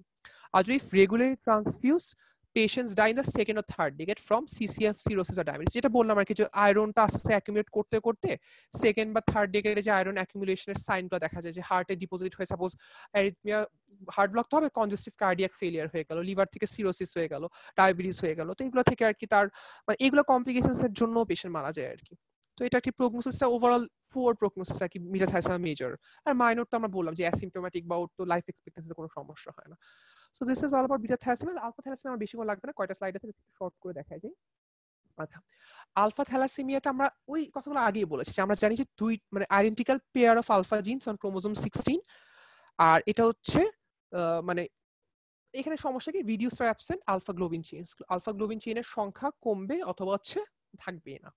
আর severity of the clinical syndrome is proportional to the number of alpha genes needed. 4টা জিন আছে, একটা হলে একটু কম, দুইটা হলে আরেকটু বেশি, 3টা হলো আরেকটু বেশি, 4টা হলো একদম সিভিয়ার। এই ছবিটা দেখলে আমার মনে থাকবে, দেখো এটা ক্রোমোজোমের মাথার উপর দেখো 4টা জিন, আলফা 1 আলফা 2 আলফা 1 আলফা 2, 4টা জিন। আমার জিন ডিলিশন, আমার জিনটা নাই। তো এই আলফা 1 আলফা 2 এখানে একটা জিন ডিলিশন হচ্ছে, তাহলে এখানে 2টা হতে পারে, 3টা হতে পারে, 4টা হতে পারে। সো কয়টা জিন ডিলিট হবে তার উপর বেস করে আমার ক্লিনিক্যাল স্পেকট্রামটা আমার ভিজিবল হবে। সাইলেন্ট ক্যারিয়ার স্টেট, জাস্ট একটা আলফা গ্লোবিন চেইন ডিলিট হয়েছে, তার মানে কমপ্লিটলি অ্যাসিম্পটোম্যাটিক হবে অথবা স্লাইট মাইক্রোসাইটিস থাকবে, মানে এইসব পেশেন্টের কোনো সমস্যা নেই, একদম সাইলেন্ট ক্যারিয়ার, তার কিছুই হবে না, বাট ক্যারিয়ার নেভারদিলেস, মানে তার সে মানে নেক্সট জেনারেশনে পৌঁছাতে পারবে। আচ্ছা, একটা কথা একটু বলে রাখি আর কি, আমরা বিটা থ্যালাসেমিয়া যেরকম প্যারেন্ট দিয়ে একটা লিঙ্ক করে দেখাচ্ছি, আলফা থ্যালাসেমিয়ার ক্ষেত্রে কেন আমরা এরকম করে মানে ইয়ে করে দেখালাম না? এটা দেখালাম না এই জন্য কারণ এটার ক্ষেত্রে জেনেটিক ইন্টারাকশনটা বেশি কমপ্লেক্স, কারণ এখানে জিন মানে 2 পেয়ার, এর জন্য না ইন্টারাকশনটা অনেকগুলো ফ্যাক্টর ইনভলভ করে। এই জন্য আসলে ওরকম ওই বিটা থ্যালাসেমিয়ার মতো একটা ফ্লো চার্ট দিয়ে আসলে ওর ওটা আছে ওর এটা আছে, মানে ওই কম্বিনেশনটা আসলে এখানে অ্যাপ্লিকেবল না, এখানে অনেকগুলো ভ্যারিয়েশন হতে পারে। ঠিক আছে, তো এই জন্য আমরা কি ওই ফ্লো চার্টটা আমরা দেখি নাই। আলফা থ্যালাসেমিয়া ট্রেট যেটা বললাম, এটা আলফা থ্যালাসেমিয়া ট্রেট আর বিটা থ্যালাসেমিয়া ট্রেট একই জিনিস, মানে একই রকম ফিচার্স থাকবে। দেখো যে 2টা চেইন গায়েব হয়ে গেছে, মানে একটা থেকে অথবা 2টা থেকে আর কি গায়েব হয়ে গেছে, এবং বিটা থ্যালাসেমিয়া মাইনরের মতোই হবে, যে অ্যানিমিয়া থাকতেও পারে বা মিনিমাম থাকবে, বা ফিজিক্যাল সায়েন্সও খুব একটা দেখা যায় না, হিমোগ্লোবিন A2 লেভেলস আর নরমাল আর লো। জাস্ট তো বিটা থ্যালাসেমিয়া মাইনরেও কিন্তু হিমোগ্লোবিন A2 লেভেলসটা একটু ওখানে ইয়ে ছিল আর কি। আচ্ছা, এটা আসি, আমাদের ওগুলো দরকার নেই, আমার মেইন দরকার হচ্ছে এই 2টা জিনিস, এই হিমোগ্লোবিন এইচএস আর হচ্ছে হাইড্রোপস ফিটালিস, মানে আলফা থ্যালাসেমিয়া থেকে এগুলাই আসে। আচ্ছা, এখানে কি হচ্ছে, ডিলিশন অফ 3 আলফা জিনস, আমার 3টা আলফা জিন ডিলিট হয়ে গেছে, মানে একটা আলফা জিন দিয়ে আমার শরীর চলছে আর কি। তাহলে চিন্তা করতে, তাহলে একটা আলফা চেইন যদি ডিলিট মানে বডিকে সার্ভাইভ করতে হয়, তাহলে আমার আলফা চেইন তো অনেক কম। তো যেটা হয় তখন আলফা চেইন কম মানে কি, যদি আমি অ্যাডাল্টের কথা বলি, তার তো বিটা চেইন তো আছে, নরমালি আছে, তাহলে আলফা চেইনের তুলনায় তার বিটা চেইনটা এক্সেস, তাই তো? কারণ এই যে এক্সেস বিটা চেইন, সেই বিটা চেইন গুলো একটা টেট্রামার ফর্ম করে, বিটা 4, ওটাকে বলা হয় হিমোগ্লোবিন এইচ। এটা একটু মনে রাখি, হিমোগ্লোবিন এইচ কিন্তু is a type of thalassemia. আমরা হিমোগ্লোবিন এসিইডি পড়েছিলাম কিন্তু হিমোগ্লোবিনোপ্যাথি বা কোয়ালিটেটিভ ডিফেক্টে, হিমোগ্লোবিন এইচটা কিন্তু ইজ আ কোয়ান্টিটেটিভ ডিফেক্ট। হ্যাঁ, এটা একটু কনফিউজ না হয়, এটা হিমোগ্লোবিন এইচ কিন্তু আমি যাতে ওখানকার এক্সাম্পলে না দিয়ে দিই। তাহলে হিমোগ্লোবিন এইচটা is basically a tetramer of beta 4, মানে 4টা বিটা চেইন মিলে যেটা এক্সেস হয়ে আছে। এখন এই হিমোগ্লোবিন এইচ একটা অ্যাবনর্মাল হিমোগ্লোবিন, কোনো সন্দেহ নাই। তো একটা প্রবলেম কি হয় হিমোগ্লোবিন এইচ হলে, hemoglobin H has an extremely high affinity for oxygen. তো সে যদি অক্সিজেনের প্রতি এত হাই অ্যাফিনিটি থাকে, সে তো অক্সিজেনকে সেলের মধ্যে ছাড়বে না, সে তো অক্সিজেন ধরেই রাখবে, যার কারণে এর কনসিকুয়েন্স কি, হাইপক্সিয়া হবে। ওই হাইপক্সিয়া হলে তারপর সে ফার্দার চেইন অফ ইভেন্টস। আরেকটা হচ্ছে এইচবিএইচ ইজ প্রোন টু অক্সিডেশন, মানে ওর স্ট্রাকচারটা যেরকম, স্ট্রাকচারের জন্য তার খুব বেশি অক্সিডেশন হয়, ওখানে আরো কিছু ইনক্লুশন বডি তৈরি হয় রেড ব্লাড সেলের মধ্যে, ওই একই মেকানিজম, রেড ব্লাড সেলের মেমব্রেন ড্যামেজ হয়, মেমব্রেন ড্যামেজ হয়ে হিমোলাইসিস হয়ে যায়। সো এটা একটা জিনিস।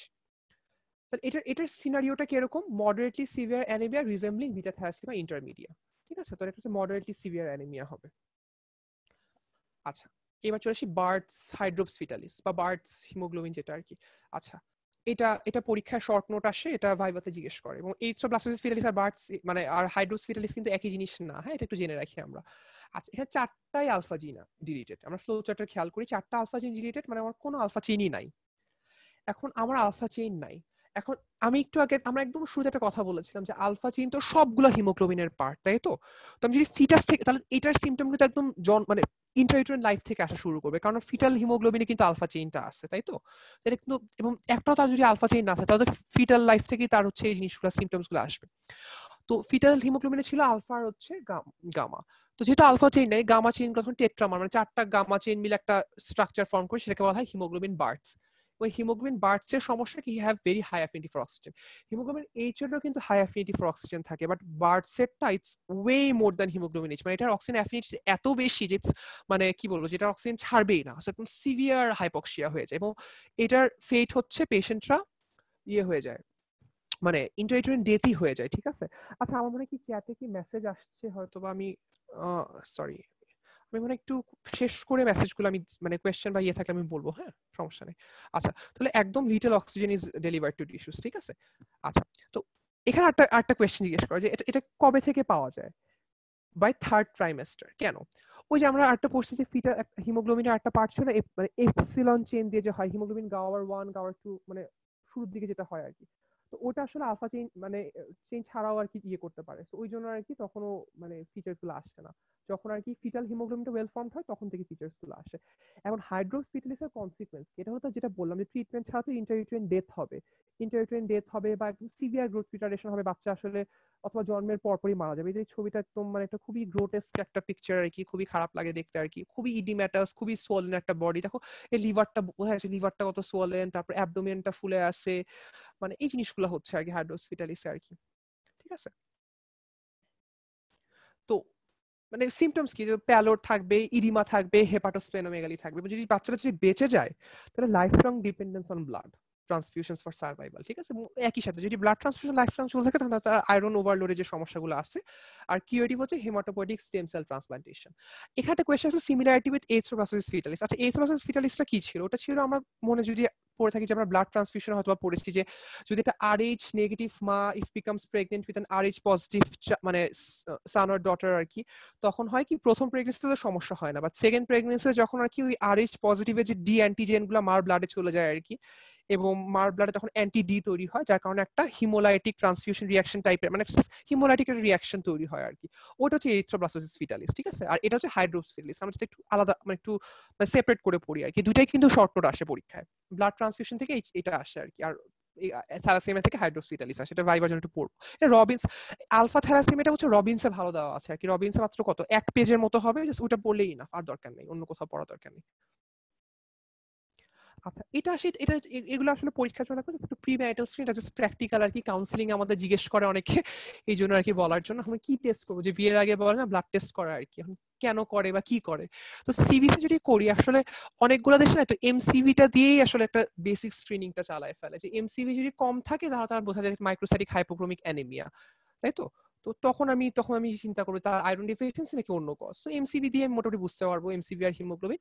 আর ইলেকট্রোফোরেসিসটা করি কি, মানে এটা একদম মানে তোমার মানে একদম স্পেসিফিক এর জন্য, যে একদম হিমোগ্লোবিন A2 আর F এর মানে এক্সাক্ট পরিমাণটা আমরা জানতে পারবো। সো তোমার ওই হেটেরোজাইগোট স্টেট বা ক্যারিয়ার স্টেট এইসব ক্ষেত্রে আর কি আমার খুব কাজে লাগে। আর আয়রন স্টাডিজটাও দেখলাম যে ওই তো আয়রন ডেফিসিয়েন্সি অ্যানিমিয়া এক্সক্লুড করার জন্য। ওয়ান টিউব ফ্র্যাজাইলিটি টেস্ট আর কি, অসমোটিক ফ্র্যাজাইলিটি টেস্টের মতোই একটা জিনিস আর কি। এটা একটা গ্রামের দিকে একটা স্ক্রিনিং টেস্ট হিসেবে করে। এটার প্রিন্সিপালটা আসলে এটা একটু কমপ্লেক্স আর কি। সহজ কথা হচ্ছে কি, তো তোমার মানে হাইপোটনিক স্যালাইন সলিউশনের মধ্যে রেড ব্লাড সেলটাকে রেখে ওর হিমোলাইসিসের ডিগ্রিটাকে অ্যাসেস করে এবং ওটাকে হচ্ছে মানে গ্রাফে প্লট করে কম্পেয়ার করে দেখে যেটা নর্মাল নাকি অ্যাবনর্মাল। সো একটু জানলেই হবে, বাট বেসিক্যালি এগুলো প্রিম্যারিটাল স্ক্রিনিং এর জন্য এটা আর কি, বিয়ের আগে এগুলো করে। আচ্ছা প্রি ন্যাটাল স্ক্রিনিং এটা একটু মনে হয় বেশি ইম্পর্টেন্ট, এটা গাইনিতেও জিজ্ঞেস করে, তারপর এটা আর কি প্র্যাকটিক্যালি অনেক সময় লাগে। কারণ অনেক সময় হয় কি যে মানে এটা আমাদের পেশেন্ট আসলে এগুলো বেশি আসে আমাদের কাছে এই জন্য, কারণ হয় কি মানে প্রি ম্যারিটাল স্ক্রিনিং এ অ্যাওয়ারনেস থাকে না, বাট যখন থাকে প্রেগনেন্সির মতো সমস্যা তখন আর কি ওই বাধ্য হয়ে মানুষ আসে, এবং তখন আমি কিভাবে স্ক্রিনিং করব। এবং এটা এই জন্য ইম্পর্টেন্ট কারণ যদি আমি দেখি যে থ্যালাসেমিয়া মেজর আছে প্রিন্যাটাল স্ক্রিনিং করে, তখন কিন্তু that's N indication for therapeutic abortion. কারণ বাচ্চাটাকে তখন আর কি মানে অ্যাবর্শন করার জন্য একটা লিগাল মানে একটা ফ্রেমওয়ার্ক ক্রিয়েট হয় আর কি। তো এটা দুইভাবে করে, একটা কোরিয়নিক ভিলাস স্যাম্পলিং, দেখো যে একটা আল্ট্রাসাউন্ড ডিভাইস দেওয়া এখানে, ওটাতে আমি ইমেজ করছি আর একটা নিডল দিয়ে আমি কোরিয়নিক ভিলাই থেকে আমি স্যাম্পলটা ড্র করব। এই ড্র করে এখানে আমি টেস্ট করে দেখবো যে তার হচ্ছে ইয়ে আছে নাকি। তো এটাই দেখো যে needle insertion through anterior abdominal wall under ultrasound guidance, chorionic ভিলার মেটেরিয়ালটা নিলাম। কারণ এই মেটেরিয়ালটা কেন নিলাম, কারণ আমি কি দেখবো ওখানে জেনেটিক মেকআপটা আমি বেসিক্যালি দেখবো। এটা দেখে তারপর আমি হচ্ছে ডিএনএ অ্যানালিসিস করে আমি দেখবো তার কোনো ইয়ে আছে নাকি। ঠিক আছে, এটা দেখলাম, আর দরকার নেই। আর অ্যামনিওসেন্টিসিসটাও একটা মেকানিজম, যে আমি তো আল্ট্রাসাউন্ড গাইডেন্সের মধ্যে দিয়ে আমি হচ্ছে তো একটা সিরিঞ্জ ঢুকায় অ্যামনিওটিক ফ্লুইডটা অ্যাসপিরেট করব, অ্যাসপিরেট করে তারপর হচ্ছে আমি মানে ওটাকে টেস্ট করে মানে দেখবো যে ওখানে জেনেটিক মেটেরিয়ালটা মানে থ্যালাসেমিয়ার জিনোটাইপ আছে নাকি। একদম লাস্ট টপিকে চলে আসছি আমি, হিমাটোপয়েটিক স্টেম সেল ট্রান্সপ্লান্টেশন। পরীক্ষায় লাগবে না, ইমিউনোলজি বা মাইক্রোলজি হয়তো জিজ্ঞেস করতে পারে, জাস্ট জানার জন্য জানা, এটা আর কিছু না। আমি একদম গ্রস একটা ওভারভিউ দিব, আর কিছু না। আচ্ছা হিমাটোপয়েটিক স্টেম সেল ট্রান্সপ্লান্টেশন দেখো ডেফিনেশনটা যদি দেখি আমরা, transplantation of multipotent haematopoietic stem cells usually derived from bone marrow, peripheral blood আর আম্বিলিকাল কর্ড ব্লাড। মানে সহজ কথা, আমি হিমাটোপয়েটিক স্টেম সেল গুলো এক জায়গা থেকে নিয়ে আমি একজনকে দিব, ঠিক আছে, কোথা থেকে নিব? বোন ম্যারো থেকে নিতে পারি, পেরিফেরাল ব্লাড থেকে নিতে পারি, অথবা আম্বিলিকাল কর্ড থেকে নিতে পারি। যখন মানে প্রেগনেন্ট মানে বাচ্চা চাইল্ড বার্থের পর অনেক সময় আম্বিলিকাল কর্ডটা যদি ডোনেট করে দেয় আর কি, তখন ওখান থেকে কর্ড ব্লাডটা আমরা নিতে পারি আর কি। ঠিক আছে, কর্ড ব্লাড অনেক অল্প থাকে, তখন আর কি 2-3টা কর্ড থেকে ব্লাড নেওয়া লাগতে পারে আর কি। সো এটা একটু ঝামেলা আছে, ওইদিকে আমরা যাচ্ছি না। এখন কোয়েশ্চেন আসে difference between bone marrow transplant আর এইচএসসিটি। আচ্ছা, মানে bone marrow transplant is a type of stem cell transplant, এটা তো আমরা বুঝি। আমরা তো আসলে বোন ম্যারো থেকে কি নিই? স্টেম সেল গুলাই তো নেই, তাই তো? স্টেম সেল মানে কি? স্টেম সেল হচ্ছে যেই সেলগুলা অন্যান্য জেনারেশন অফ সেলস, মানে একটা ডিফারেন্ট লিনিয়েজ অফ সেলস কে সে মানে বার্থ দিতে পারবে, তাই তো? তো এইচএসসিটি আর বোন ম্যারো ট্রান্সপ্লান্টের ডিফারেন্স হচ্ছে এটাই যে যখন আমি বোন ম্যারো থেকে স্যাম্পলটা নিব, ওটাকে বোন ম্যারো ট্রান্সপ্লান্ট বলা হয়। বুঝতে পারছো? আর যদি পেরিফেরাল ব্লাড বা আম্বিলিকাল কর্ড থেকে দিই, তখন তো নিশ্চয়ই এটাকে বোন ম্যারো ট্রান্সপ্লান্ট বলে, তখন আমি এটাকে এইচএসসিটি বলছি। তো এটাই আর কি। তো মানে বেসিক্যালি বোথ আর হচ্ছে টাইপস অফ স্টেম সেল ট্রান্সপ্লান্টস। আচ্ছা, কমন ইন্ডিকেশনস, এটা জাস্ট একটু জানার জন্য যে বোন ম্যারো ট্রান্সপ্লান্ট কাদের জন্য দরকার। আমরা 3টা ক্যান্সারের কথা বলি আর 3টা নর্মাল ডিজিজের কথা বলি। 3টা ক্যান্সারের মধ্যে 3টা ব্লাডের ক্যান্সার, একটা লিউকেমিয়া, লিম্ফোমা আর মাল্টিপল মায়োলোমা। এই 3টা ক্যান্সারের ক্ষেত্রে কিউরেটিভ হচ্ছে তোমার বোন ম্যারো ট্রান্সপ্লান্টেশন, এইচএসসিটি। হ্যাঁ, তাহলে লিউকেমিয়া, লিম্ফোমা আর হচ্ছে মাল্টিপল মায়োলোমা। আর নন ক্যান্সারাস কন্ডিশনের মধ্যে আমরা জাস্ট তো থ্যালাসেমিয়া, তারপর হচ্ছে তারপরে সম্ভবত সিকল সেল অ্যানিমিয়াতে অনেক ক্ষেত্রে আর কি হচ্ছে লাগতে পারে আর কি। সো এটা মানে আমরা থ্যালাসেমিয়ার কথাটাই আমরা জেনে রাখি যে থ্যালাসেমিয়া হলে আর কি অনেক সময় হচ্ছে লাগে, অনেক অটো ইমিউন ডিজিজও আবার বোন ম্যারো ট্রান্সপ্লান্টেশন করে আর কি। সো এটা অন্য হিসাব। টাইপস, এটা ইম্পর্টেন্ট জাস্ট বোঝার জন্য যে কিভাবে করে। অটোলোগাস মানে আমার নিজের স্টেম সেল গুলাই আমি ড্র করলাম। সাপোজ আমি আমার নিজে থেকে স্টেম সেল গুলো নিলাম, স্টেম সেল নিয়ে আমার বাকি মানে এটা সাপোজ একজনের ক্যান্সার আছে, তো ক্যান্সার হলো তার তো সবগুলা ক্যান্সার সেল দিয়ে ইনফিলট্রেটেড হয়ে গিয়েছে। তো আমি সেই হচ্ছে তার মধ্যে কিছু হেলদি সেল কালেক্ট করে নিলাম, নিয়ে তার এক্সিস্টিং ক্যান্সার সেলগুলোকে আমি ডিস্ট্রয় করলাম, ডিস্ট্রয় করে তারপর সেই হেলদি সেল দিয়ে তাকে আবার তার বডিকে রিপপুলেট করলাম। তো এটার একটা সমস্যা আছে যে এটা আইডিয়াল, এই জন্য মানে আইডিয়াল বলতে কি এটার সুবিধা হচ্ছে ইনফেকশন কম হয় বা গ্রাফট ভার্সেস হোস্ট রিঅ্যাকশন যেহেতু সেম অ্যান্টিজেনিক মেটেরিয়াল, সো এই রিস্কগুলো কম থাকে। বাট এটার সমস্যা হচ্ছে কি অনেক সময় ক্যান্সার থাকলে রিল্যাপস হয় বা রিপপুলেশন হয় ক্যান্সার সেলসের ওই হেলদি সেলের ইয়ের জন্য। সো এটা একটা প্রবলেম আর কি।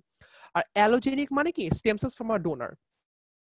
ডোনারটা আসলে আমরা করি কিভাবে? এটা আসলে হয় কি এইচএলএ জিন, আমরা মাইক্রোবায়োলজিতে পড়েছি, এইচএলএ জিন টাইপিং করে আমি যার সাথে আমার এইচএলএ জিন টাইপিং করে সবচেয়ে বেশি সিমিলারিটি পাওয়া যায় তার সাথে আমি মানে তার স্টেম সেলটা আমি ট্রান্সপ্লান্ট করতে পারি। এটার জন্য ইউজুয়ালি এটা হচ্ছে মানে সিবলিং, মানে তোমার আপন ভাই বোন থেকেই সাধারণত আর কি এটা মানে সিমিলারিটিটা বেশি পাওয়া যায়, তাদের থেকেই সাধারণত পাওয়া যায়।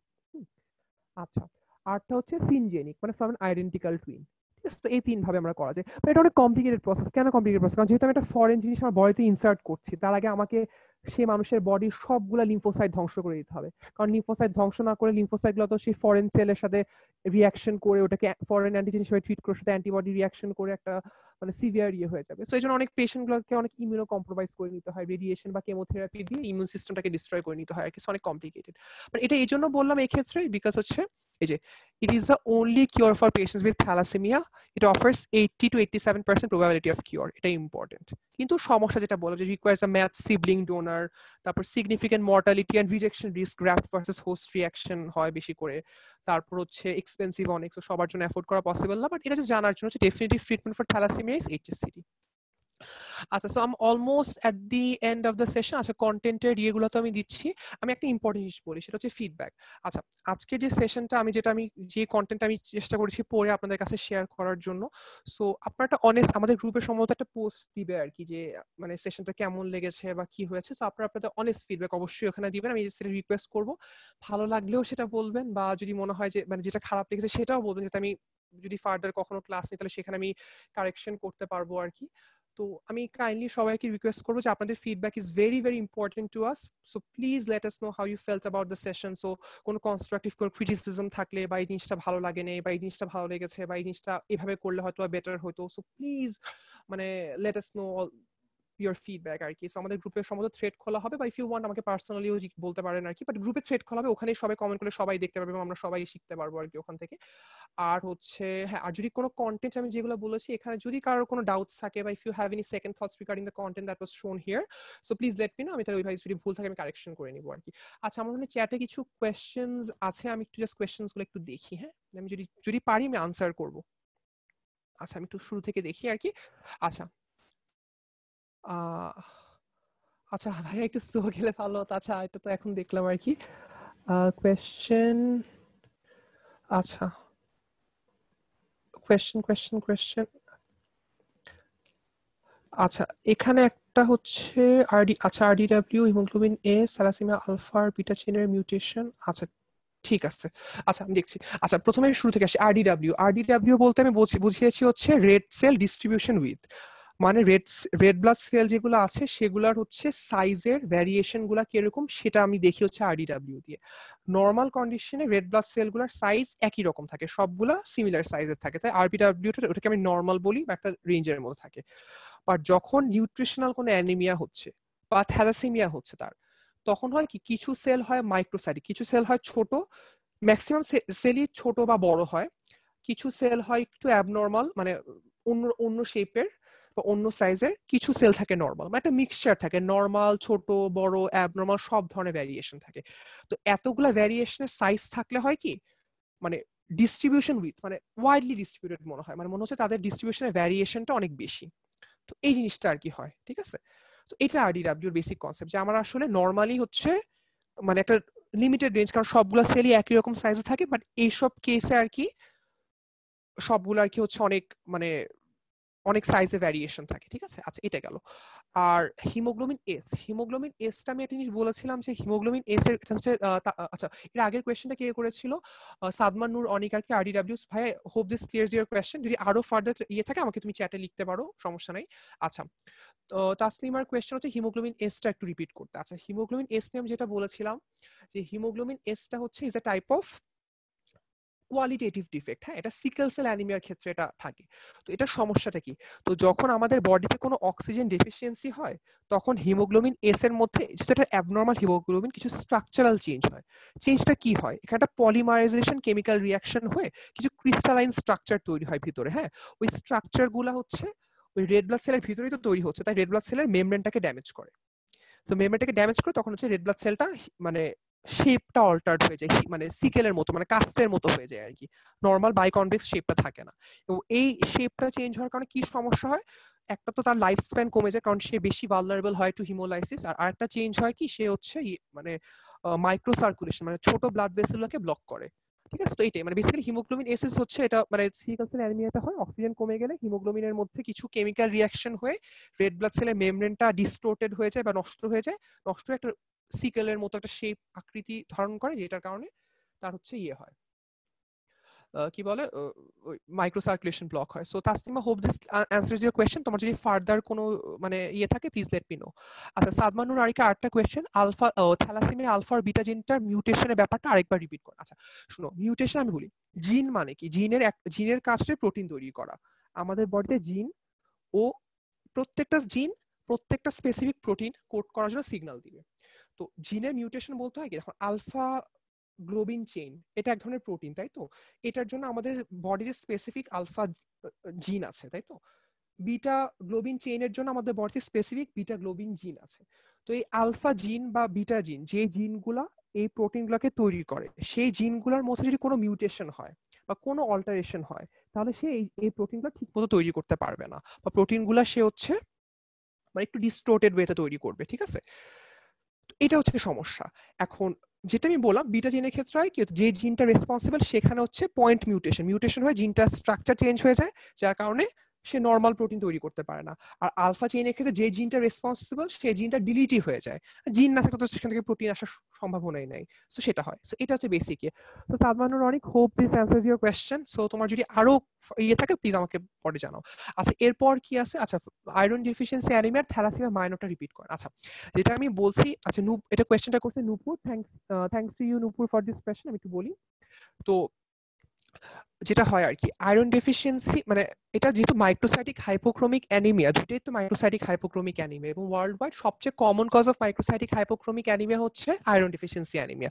সো অনেক ক্ষেত্রে আমরা হচ্ছে মানে অনেকে ইনভেস্টিগেশন না করে আমরা পেশেন্টকে আয়রন থেরাপি দিয়ে দিই, যাতে আয়রন খাও তোমার ইমপ্রুভ করবে আর কি। তো যদি দেখি যে একটা পেশেন্টকে আয়রন দিয়েছি বাট তার ইমপ্রুভ করে নাই, তার মানে তার আয়রন ডেফিসিয়েন্সি ছিল না, অন্য কোনো সমস্যা, তখন আমি থ্যালাসেমিয়া মাইনরটা আমি ইয়ে করি।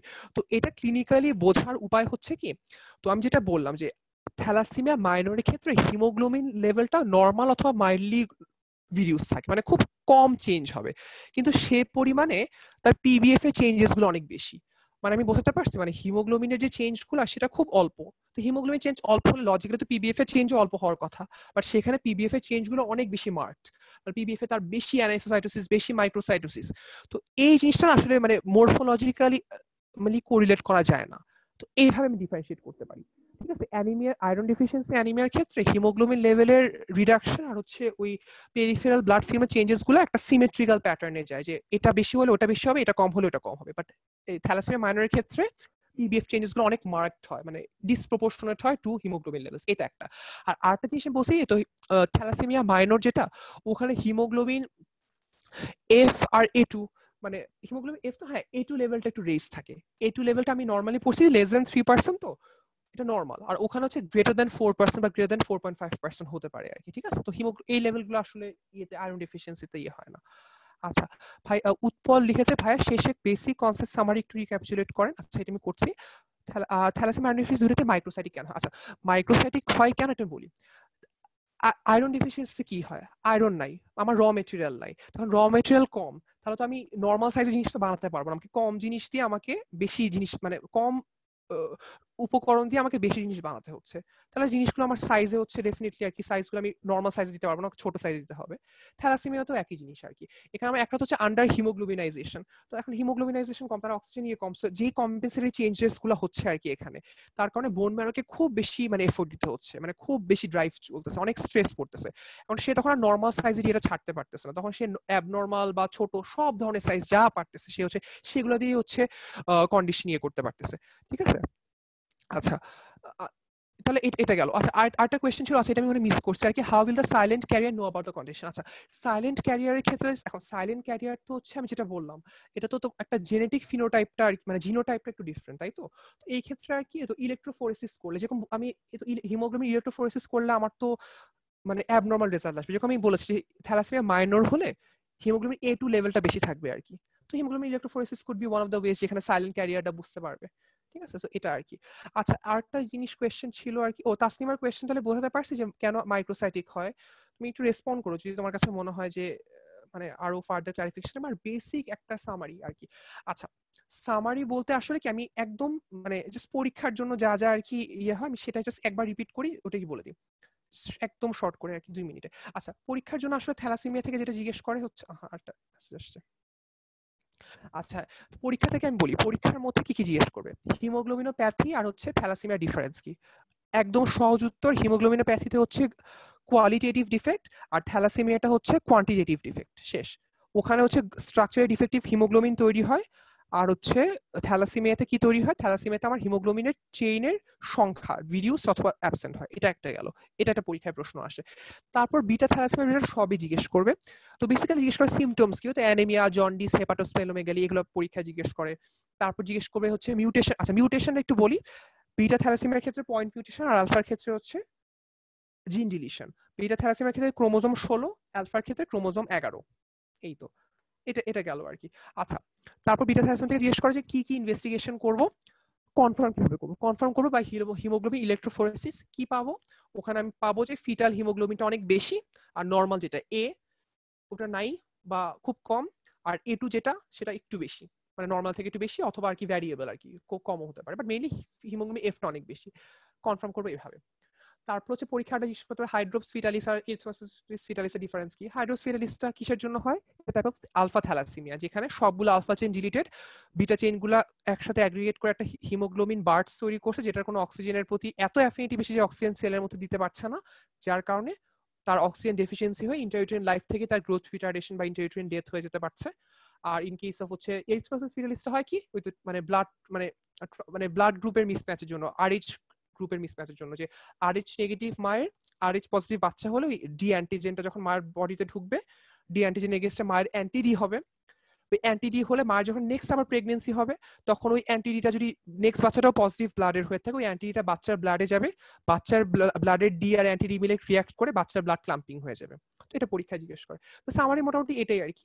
আর কি অ্যানিমিয়াটা কেন হয় থ্যালাসেমিয়াতে, থ্যালাসেমিয়াতে হয় একটা হচ্ছে হিমোগ্লোবিন কনসেন্ট্রেশনটা কম, আর হচ্ছে ইয়ে কি বলে তো হ্যাঁ একটা হিমোগ্লোবিন কনসেন্ট্রেশন কম, আর হচ্ছে হিমোগ্লোবিন অ্যাফিনিটিটা আর কি ঠিক মতো মানে ইয়ে হতে পারতেছে না আর কি, সেলগুলো ঠিক মতো ডিস্ট্রিবিউট করতে পারছে না আর কি।